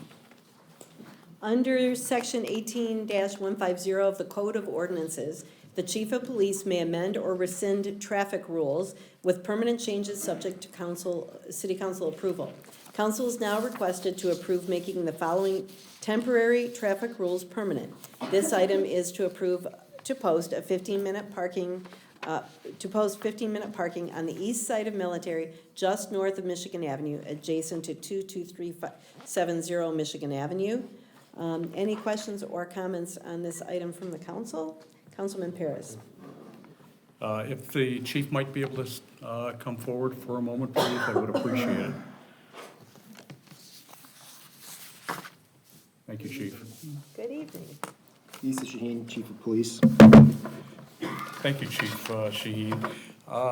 We have additional background material posted about Military and Michigan Avenue, the 15-minute parking. I just wanted to clarify some information that we did discuss during the Committee of the Whole a little bit, but just for some clarification. How many 15-minute parking signs are being asked for us to approve at that location, if you know? So it's right on Michigan Ave, it's right on Military, just north of Michigan. I don't have how many exact signs are there, but there's about 5 or 6 parking spots, I think. Okay. It's a short block there, just north of Michigan, before the alleyway there. Okay. The reason why I'm asking is that the backup says 3. Okay, 3 signs. But even going back through that area today, there are 5 signs that are posted. So I just wanted to make sure if we're just approving 3, or are we approving 5 that are there now? Councilman Paris, I'm gonna go with 3, that's what I can see here on the picture. You said you drove by, there's 5? Yes. All right, then let's go with 5. Okay, I just want to make sure, for clarification, because I just happened to go by again today. And if, in the same thing, in the backup, and it hasn't been discussed too, are we also approving the pavement markings that set off the parking spaces? We're not just approving just signs, is that correct? It would make sense that we're approving the parking spaces and the signs, Councilman Okay. Paris. And the reason why I'm asking now too, that there's 11 parking spots there. Okay. That are called, has there been a change from initially when this was first done in April of last year, adding more parking spots? What's the question, Councilman Well, Paris? if we've added more parking spots from the original pavement markings that we put down and the signage, I don't believe that there's additional parking spots. I think it was done, was it April of last year? yeah, I just asking because I seem to recall that I believe that there were 8, and now going by again today, counted off 11. So I just wanted to make sure what's being approved so we don't have any problems in the future. I appreciate the clarity. So whatever stands there is what we're approving at the moment. 11 parking spots and 5 signs. Okay.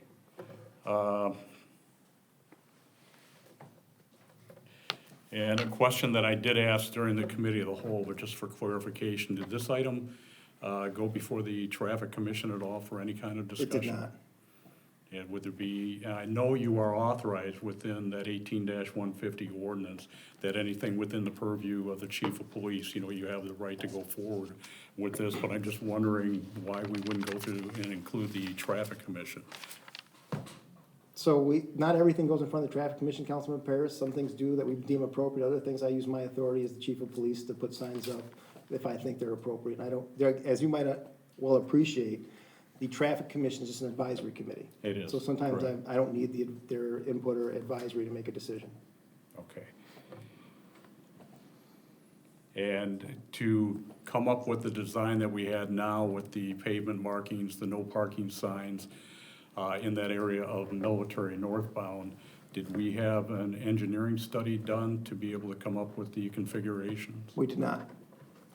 So who would have designed it then? So DPW, myself, the mayor's office, economic development all weighed in on the necessity to put those parking spots.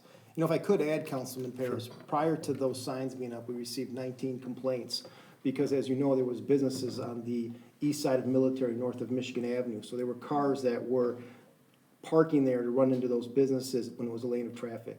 So looking at the traffic problems that caused, we wanted to see how it would respond to putting some parking spots. I know if there's one thing in 27 years that I've learned, there's nothing more contentious than parking signs. Yes. And I say that lightheartedly, but I've seen over the years a lot of consternation over parking signs. So those 15-minute parking signs were put up in a trial period under the authority of the chief of police to see how it would respond. I'm pleased to announce that for the year that we've had them up there, we have had 3 complaints that we received when they were first put up. I think it was generally maybe residents and neighbors that were concerned because they are used to it being a lane of traffic. We've had 2 collisions that have occurred. One was a car backing into the other, so extremely minor. And the other one was a vehicle that was pulling out from a parking spot. But, there's a lot of traffic there. I was concerned that it might cause traffic to back up south of Michigan Avenue on Military. We haven't seen that happen. I was also concerned that vehicles that were westbound on Michigan that made that northbound turn might be startled to see a parking lane of traffic, but we haven't had those issues either. If there was another modification that I would make, there is a striped area, and we've had some people that use that striped area as a parking spot. I would entertain the idea of putting some stanchions there so that people couldn't park there, because I do believe you need a little bit of room to make that navigate the fact that there are some cars there. But it's been working, and so that's why I'm asking for it to be permanent. And I'm looking for the authority of the council to make that approval. If I could chime in for a moment, Councilman, just to add on, I got just a couple things. One, I think it was a great recommendation regarding stanchions, and that's definitely something that DPW is already actually working on. just to double down on the police chief's authority to be able to make decisions, but also ensure that they're data-driven decisions. And I think what you're seeing today and the data that the police chief is providing you is that insight, right? Between the experience of, his time, but in addition to that, the data that he's just presented to you all indicates that this is obviously something that is working. And I will also add that the local businesses in that area have seen an increase in traffic because they're able to have more patrons going in and out. So I think there's an economic development component to this as well. There's the community component, which has been resolved in regards to some of the suggestions that were provided during the COW, and the DPW is working through that. And there's the economic development component, which is businesses are now seeing an increase of patrons coming into their businesses.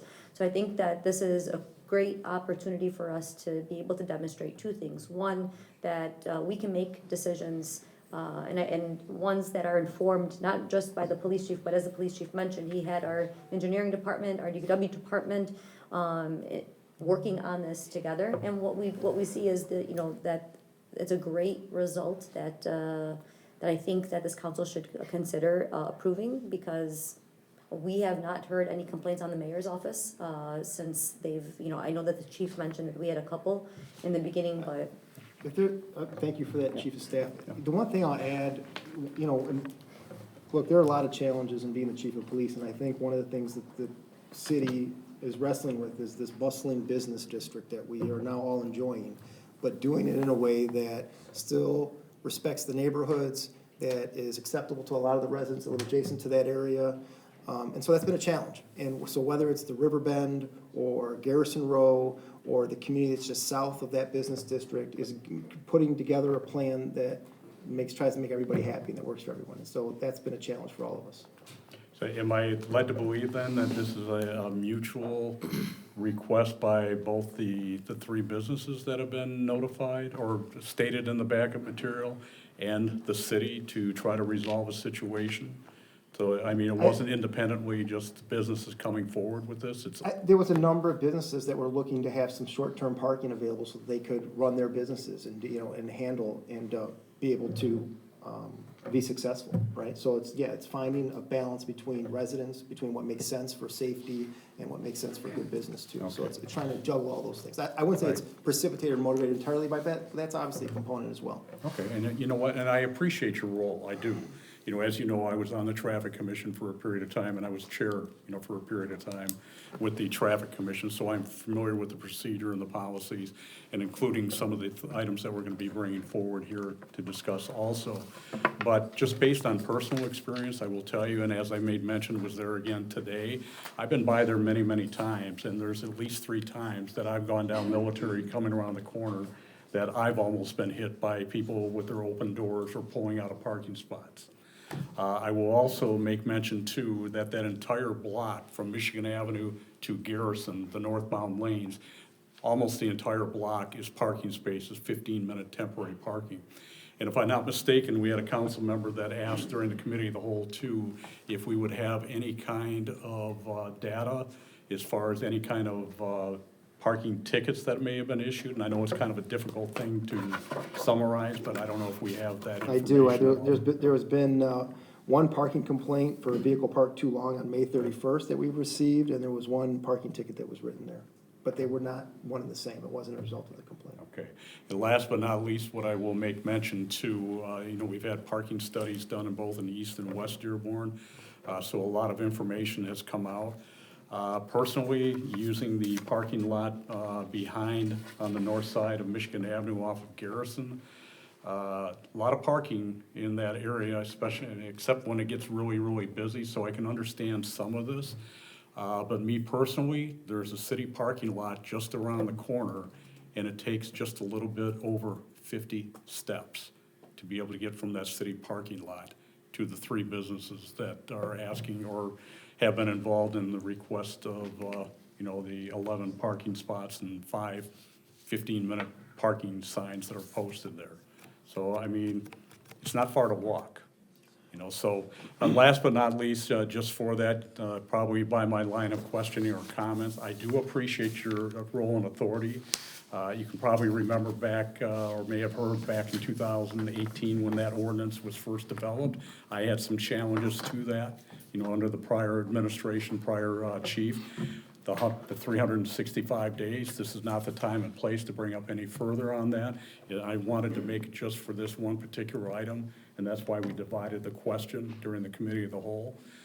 Because I think the other ones speak for themselves, but in this, just based on the line of questioning and the comments I made, I will just respectfully say that this portion of this I will be voting against. So. Councilman Paris, I appreciate your vote. I appreciate the work that you put in to advocate and make the decisions that you think are appropriate. The one thing I'll just finally add, as you know, we do our best to abide by the ordinance. We're bringing these forward. Can't say that's always been the case. And I generally, going back to the Traffic Commission, I would say the overwhelming majority of things go to the Traffic Commission to get their consult and advice. But I just didn't choose to. I appreciate you. Got a tough job, Chief. Thank you. You bet. Thank you. Councilman Abraham. Yep, Chief, if you could, I know you had some long dialogue there. Just for clarification, how far north is the 15-minute parking going? Is it going the entire block? I'm looking at an image, a Google Earth image, and it has parking really on that whole block. Yeah, so Up till the stop sign on Garrison, within reason. Yeah, and I think there might have been some of the confusion. I was really kind of looking at the area that was just south of the alley, right? Because I think that's kind of the very, new area, as I think is unusual. But yeah, that's what we're approving. So we're approving 15-minute parking for that entire block. Yes, sir. Which is about approximately 10 spaces. So 11.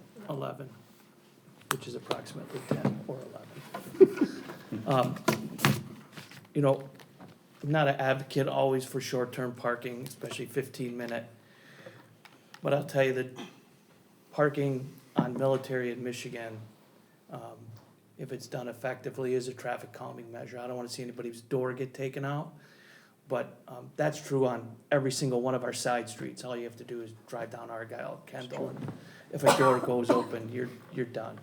And I think looking at that intersection, I think one of the challenges is that Military's 5 lanes wide. I mean, there's just a ton of concrete there that people come racing through. And I think, just one final point as we go, because I'm supportive of this. I think the other thing I would encourage is looking at the design of Military on the south side, on the east side of the street. There's a vacant lot there now, but there is a demand for parking on those corners. And getting people to walk, whether it's across Michigan Avenue or not. We've already striped off in, I think, the second right lane there. Yes. So we have a right turn lane, a vacated lane, a straight lane, and a left lane. Correct, yeah. And I think that's something to look at parking along the east side to, again, buffer the traffic, slow it down. It's a common discussion we have all over Dearborn is how do we slow the traffic down? Correct. And I don't know about vacating lanes is gonna slow traffic down, but I know buffering cars does. I'll take a look at it. Thank you for that. The last thing I'll add before I go back to sit down, this wasn't a decision that I came to very quickly, and I was really interested in what the data showed over the year. And the fact that we have had very few formal complaints other than when it originally went in, because I think it was new for everybody. We've had 2 accidents, a very minor nature, and I don't think it was a contributing factor that the parking was there. So it's working. Had we had data that didn't support that or caused me more concern, I wouldn't be bringing it forward. So, thank you. Okay. And any other comments from the public on this? Oh, I'm sorry, Councilman Human. I'd be remiss if I don't channel Mike since he's not here. Because I think I can hear in my head what he would say, which is that commissions are entirely advisory bodies, as we're constantly reminded, whether it be planning or whether it be, even as simple as the, City Beautiful? I mean, so there's a lot of commissions that do a lot of things in the city, and at the end of the day, I think a lot of the things that come before us are ran through administratively, right? So I think things like this, whether it be parking or even rezonings, I think at the end of the day, it does come up to the council for us to make our final decision. And I think we had a decent conversation about this on Thursday. I do have one question, which is for DPW, as to whether they were able to handle those various things that we brought up on Thursday, to help kind of clear out that corner, or even the corner south of Michigan, kind of block some of those stuff off. Tim Hawkins, DPW Director. Yes, we are. We're working on a couple different barriers. We're going to have vetted through the police department first. We've been looking at them now. There's some orange and black ones, some white, some reflective, you know. So yes, we will be working on that with the police department to get this vetted out.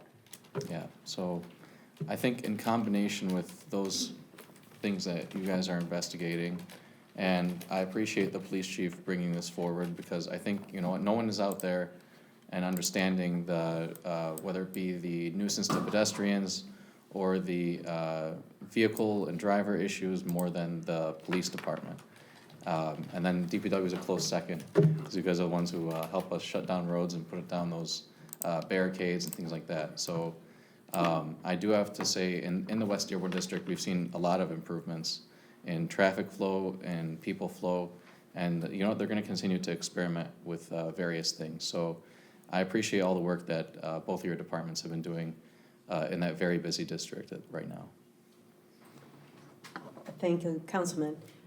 Any comments from, oh, I'm sorry, Councilman Eman. Just a suggestion, can we extend the zebra stripe, another parking spot, possibly turn off right going forward? I don't know if we can do it tonight, but just a suggestion. Bring it to the chief. I think we can take it into consideration and provide feedback.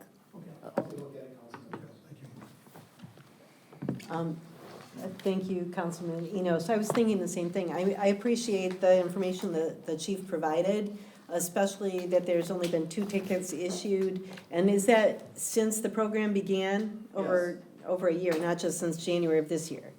Correct. Just to be sure. Running from, when we put them in April of 2024. Okay, Till today. thank you. Yeah. Because that's reassuring to hear that there haven't been more issues in that space. And I am glad that we're looking at putting in some kind of, to draw more attention to the lines that are striped just as you turn north onto Military from Michigan Avenue. Right, because if, to Councilman Enos's point, if somebody parks there, now as soon as you make that northbound turn, especially from westbound Michigan, you've got a car right in front of you, and so I don't believe that's safe.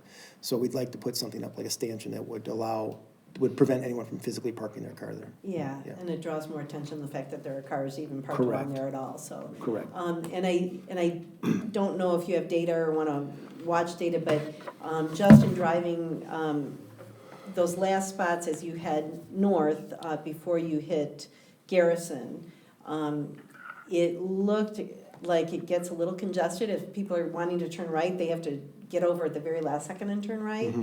So anybody who's traveling northbound is in the left lane, and I'm just wondering if it's really helpful or not with traffic patterns, that farthest north spot.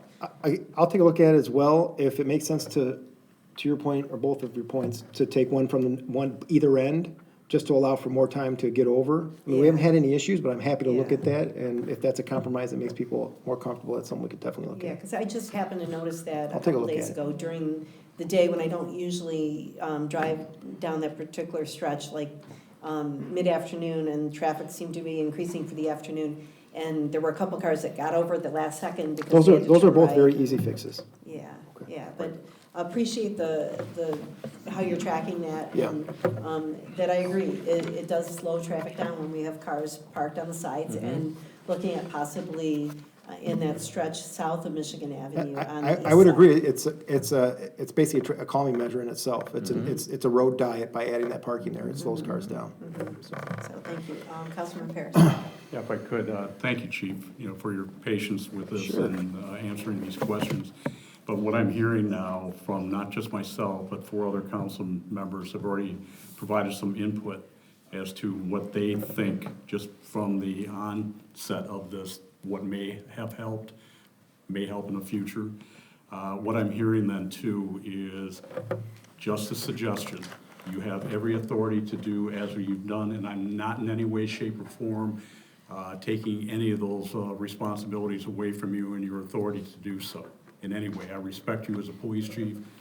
I respect have you to too, know that. Councilman Paris. What's that? I respect you too. I'm gonna get teary-eyed over it. Okay, that's good. But what I would suggest, though, 5 of us have made some comments here tonight, and that's just knowing about this, basically what's being brought forward last Thursday at the Committee of the Whole, what's being discussed tonight. 5 people.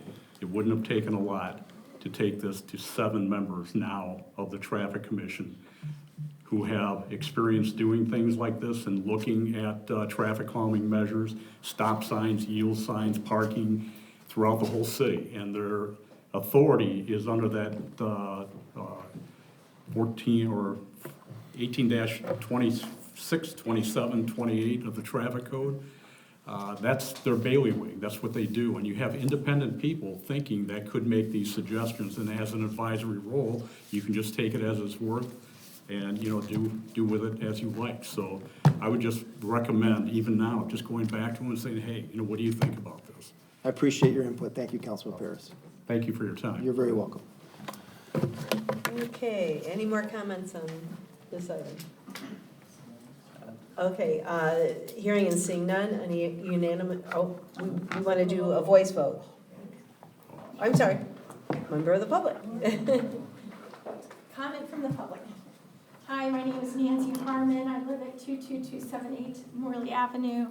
And as the president of the Morley Area Residents Association, when this occurred, we decided to see how this played out. We did not like it because it felt very dangerous. As people are driving through that intersection, they're looking left to see if anyone's coming, and they're turning right blindly around a corner, and we foresaw problems. Because as we go there, people's doors are opening up and they're pulling their kids out to get donuts. So it's very good to see data. Thank you that no one's been killed, and no one's been injured. And it would be nice to do what they've suggested, creating that buffer a little more easier for people making that right turn, maybe expanding that buffer to 2 lanes. And that's all I have to say. Yeah. Thanks. Thank you. Chief? The last thing that I'll say is, obviously I'm looking for a yes vote as it stands now, but I'll definitely take a look at it, and if it makes sense to add an additional buffer, you know that I'll do that, so. Thank you. Okay. I mean, Thank you. ideally, there would be a curb bump out. It's not physically. Yeah. So we're going to do a voice vote on this then? We can do a roll call. Okay, we're It's going to fine. do a roll call vote, please.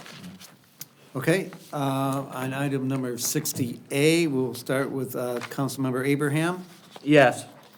Councilmember Paris, No. Council President Pro Tem Herrick, Yes. Councilman Enos, Yes. Councilman Hamud. Yes. 4 yeas, the resolution passes. Thank you.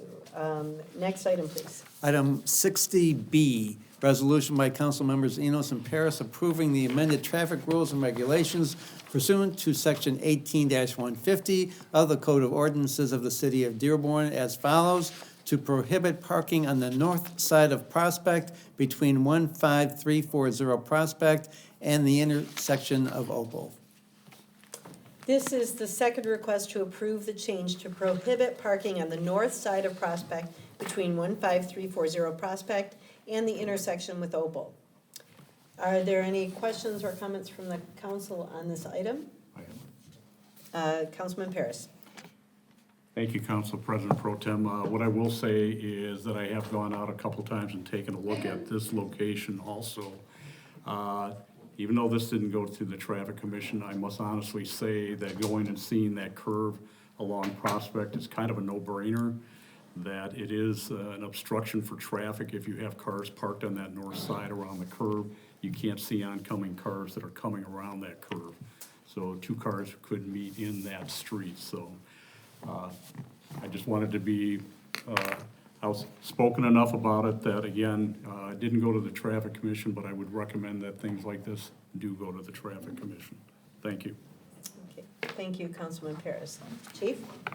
Just to address the issue of the traffic commission as it relates to this one, there were signs going back to 2007. And so that wasn't, those weren't newly put in. They had been taken out at some point and then re-put in, and some of them were still there and some of them were missing. So this is really just to correct it back to what it originally looked like, almost 20 years ago, so. Thank you for that clarification. You're welcome. Any other comments from council? Any members of the public who wish to comment on this item? Okay, and unanimous vote will be unanimous roll will be attached. Next item, please. Item 60C, resolution by council members Paris and Hamud approving the following temporary traffic rules involving permit parking on a residential street be made permanent, subject to review in 5 years or sooner if the circumstances involving the original issuance of the permit change. The first one is require permit parking in front of 3027 Rouleau. Next, require permit parking on Whitmore east of Catherine at 3051 Catherine. Require permit parking on Ruby west of Maple, that's 5401 Maple. Require permit parking in front of 5854 Kenilworth. Require permit parking on Hemlock west of Yinger at 6159 Yinger. Require permit parking in front of 7702 Kendall. Require permit parking in front of 7855 Berry. And require permit parking in front of 2610 Salina. This is the final request to change several temporary permit parking restrictions on residential streets that are recommended for permanent adoption, subject to review in 5 years or sooner, if conditions change. These include permit parking at 3027 Rouleau, Whitmore east of Catherine, Ruby west of Maple, 5854 Kenilworth, Hemlock west of Yinger, 7702 Kendall, 7855 Berry, and 2610 Salina. Any questions or comments from the council on this item? Councilman Paris. If I could, thank you, Council President Pro Tem. These items too, knowing what the process and procedures are of individuals wanting a permit parking like this, come forward, fill out a permit form. They come before the traffic commission, plead their case. The traffic commissioners go out independently and take a look at the permit parking, whether it's required or not, and make their decision, and then forward it to the chief of police, who has the authority to do it on his own or listen to the recommendations.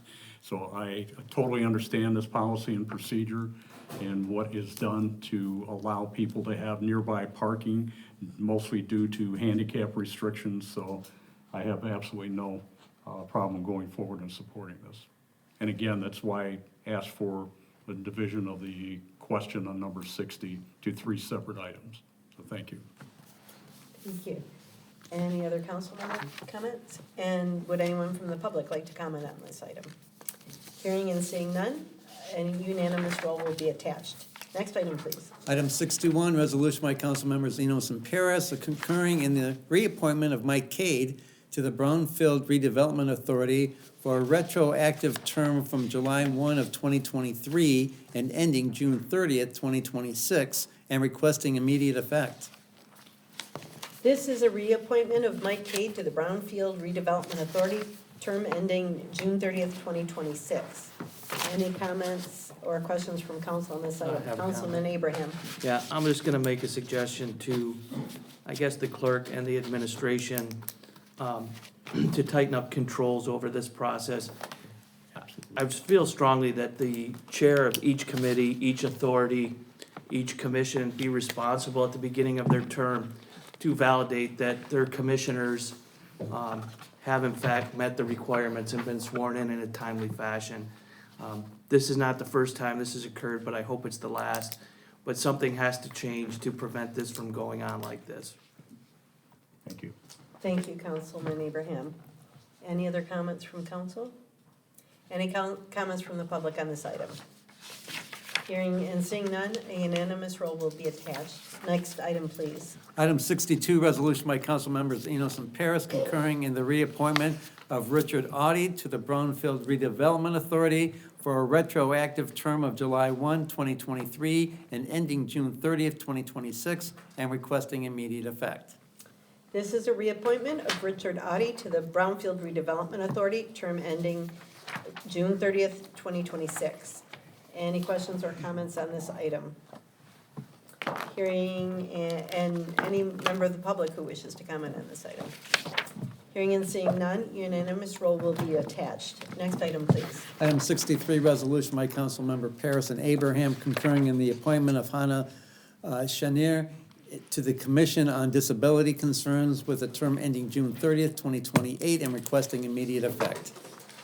This is a new appointment of Hannah Shanier to the Disability Concerns Commission for a 3-year term, ending June 30th, 2028.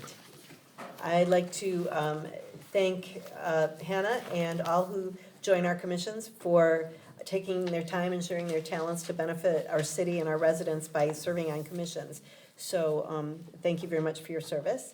Any other questions or comments from council members? Any comments from the public on this item? Okay, hearing and seeing none, a unanimous roll will be attached.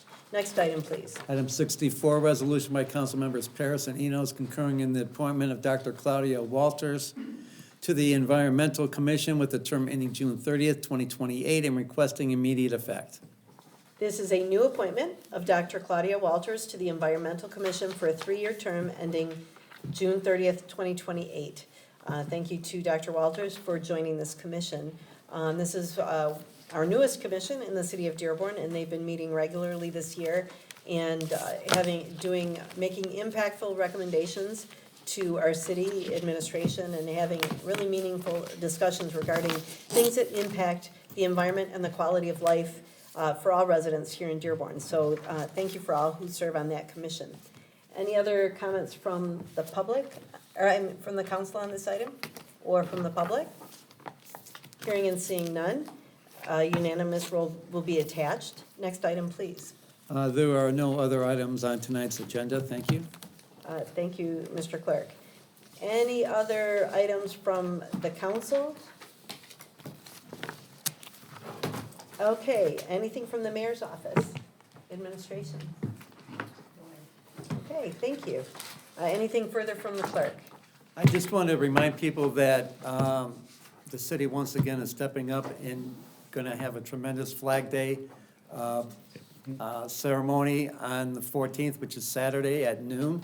So thanks to our administration and the council for making sure that we continue to do our duties to honor our flag. There'll be a flag burning ceremony at that time again at noon at Ford Field at the top of the hill, and hope to see a lot of you out there. Thank you. Councilwoman Pro Tem, forgive me, I remembered something, so if I may, 2 things. It's actually 11 a.m., just for Is it clarification. 11? Yes, just before we move forward.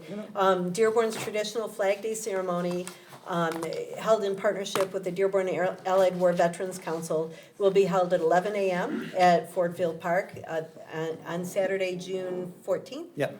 And the public is welcome to attend this very moving ceremony. If you have an American flag or an American flag that has served its useful life, you are welcome to bring that flag here to the Dearborn Administrative Center ahead of time, or even to Ford Field on Saturday if you'd like to ensure that it is given a dignified retirement during this ceremony. I know that our veterans, local scouts, and folks who used to live in Dearborn even come back to observe this ceremony that's held here, because we're one of the few communities that has a public ceremony that involves the participation of our veterans and includes the public. It's a very moving ceremony, and I encourage you, if you have time, to attend the ceremony on Saturday. Please. Thank you. Forgive me, just a couple reminders, and thank you for mentioning Flag Day, extremely important. Look forward to seeing everyone there. Just a reminder on Teddy Bear Picnic, June 28th, at the Historical Museum, 10 a.m. to 12 p.m. Also, I'd like to remind the public that we will actually close on the 19th of June, which we're Juneteenth, for the observing Juneteenth, so please make sure if you need anything from the city, it's before the 19th or after. Last thing I'd like to say is I'd like to congratulate and welcome all of the Dearborn residents who are coming back from pilgrimage, from Hajj, our mayor being included. We're excited to welcome him back, but also wanted to extend a heartfelt congratulations and welcome back home to all of the Hajj Hajj is the correct terminology, I guess. Thank you. Now, any more comments from the council? Okay. We will have our second public comment period. I can see that in my script. We have a final public comment period following our council business. So if anyone has an item pertaining to city business that has not been discussed tonight already, please step forward and state your name and address for the record. My name is Ahmed Muzaner. I live on 6,000 Kane Avenue, right by Fort Woods. That street has become essentially like a racetrack. People are gunning it up and down, blowing through stop signs, doing burnouts. And because that street's extra wide, it takes longer for families to cross. And now people are using that parking, which is why it's wider. They're using that to speed around the vehicles that are actually stopping at the stop signs.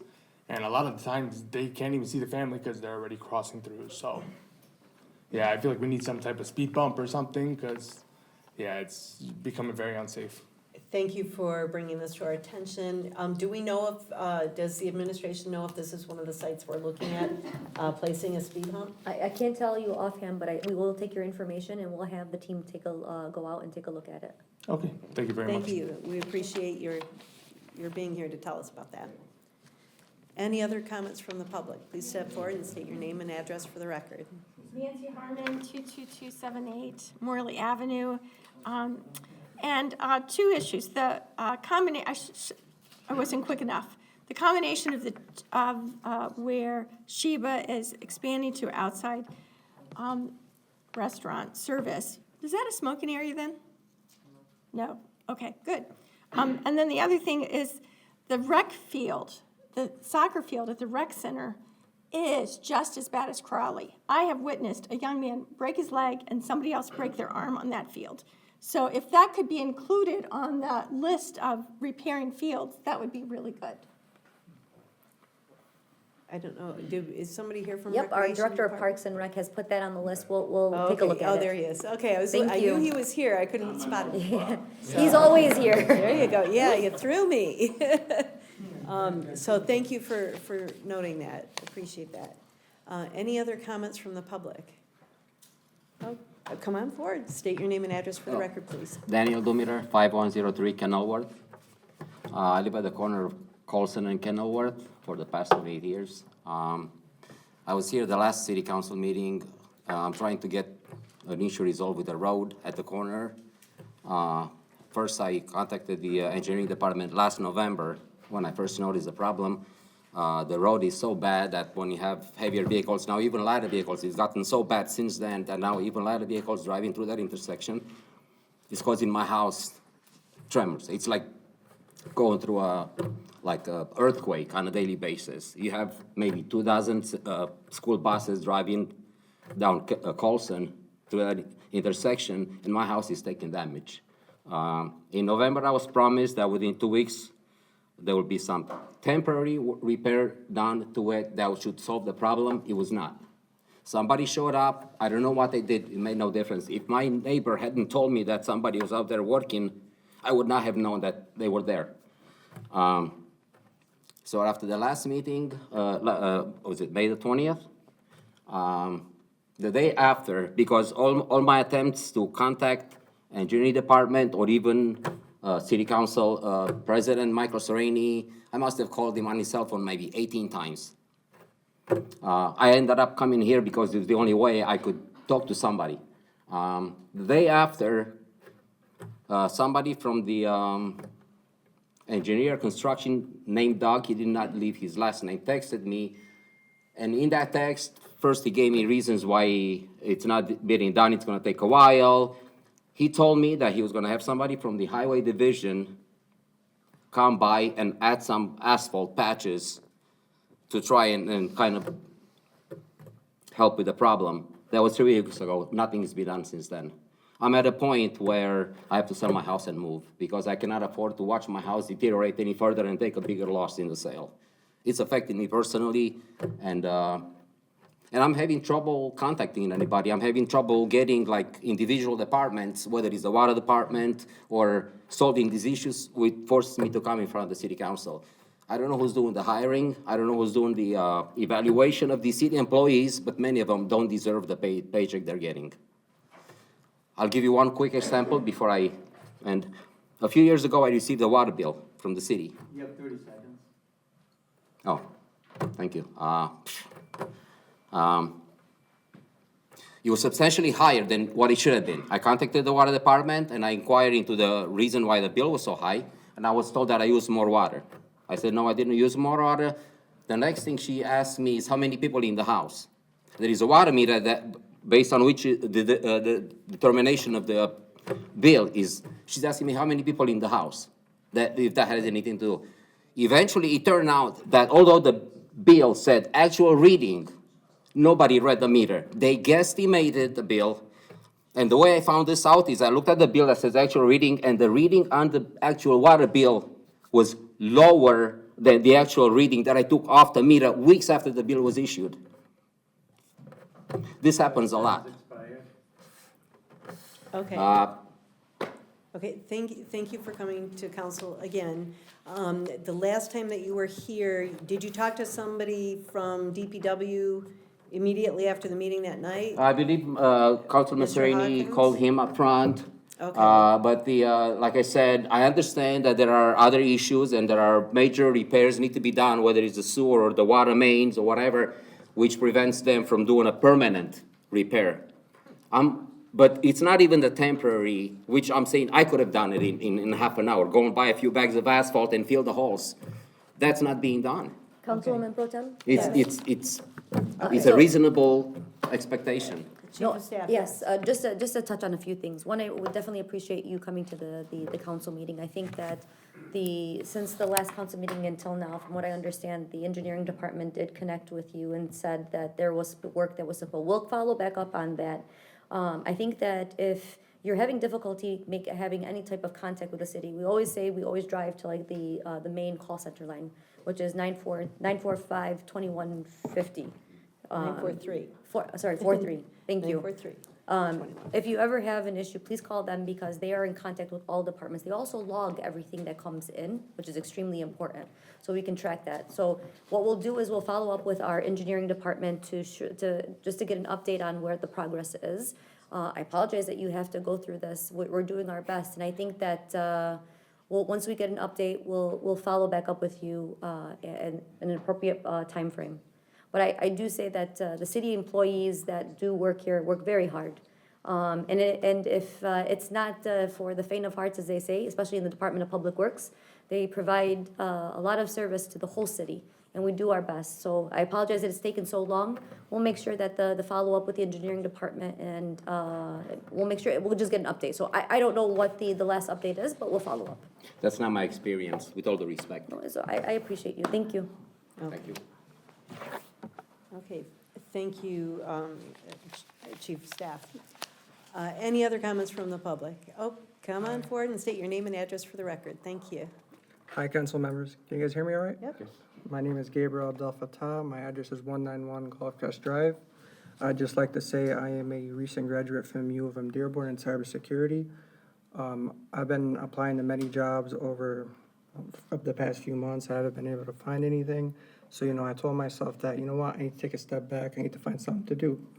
I came across an opportunity with the Ramadan Suhoor Festival, and I, became one of the vendors.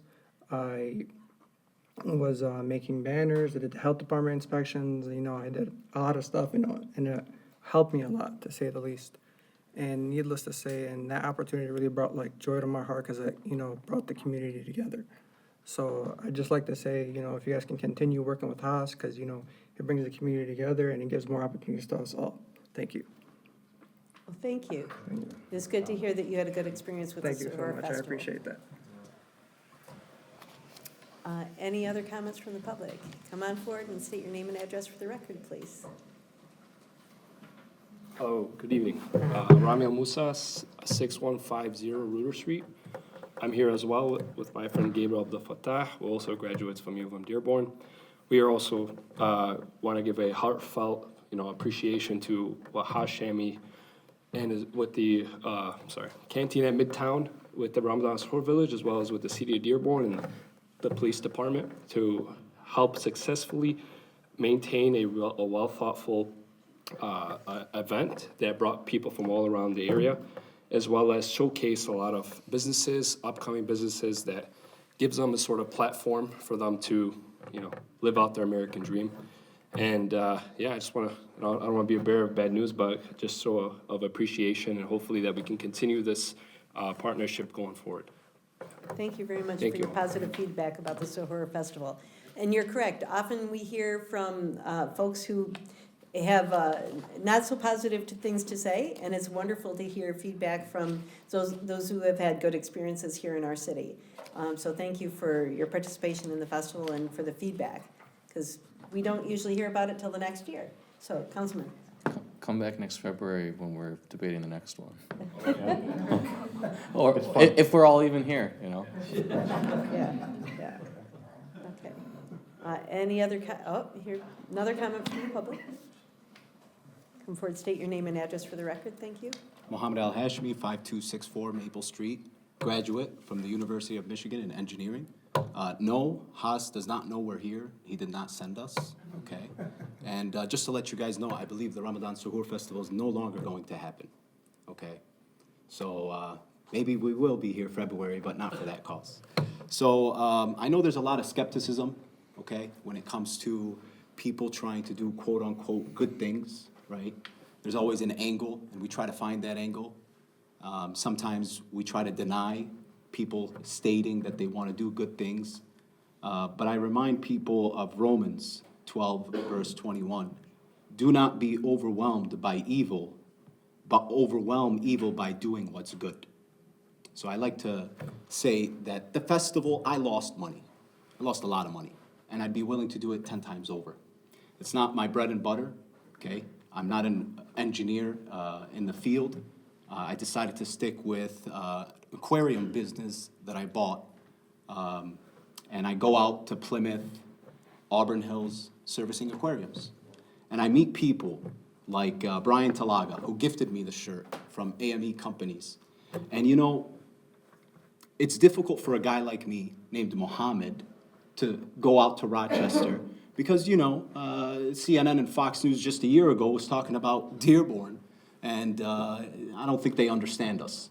But this gentleman, Brian Talaga, the president of AME Companies, really gave me a lot of confidence in myself, really saw potential, wasn't so skeptical like the rest. And with this festival, I got to meet so many people, a lot of kids. I got to meet 16-year-old kids who are Syrian refugees.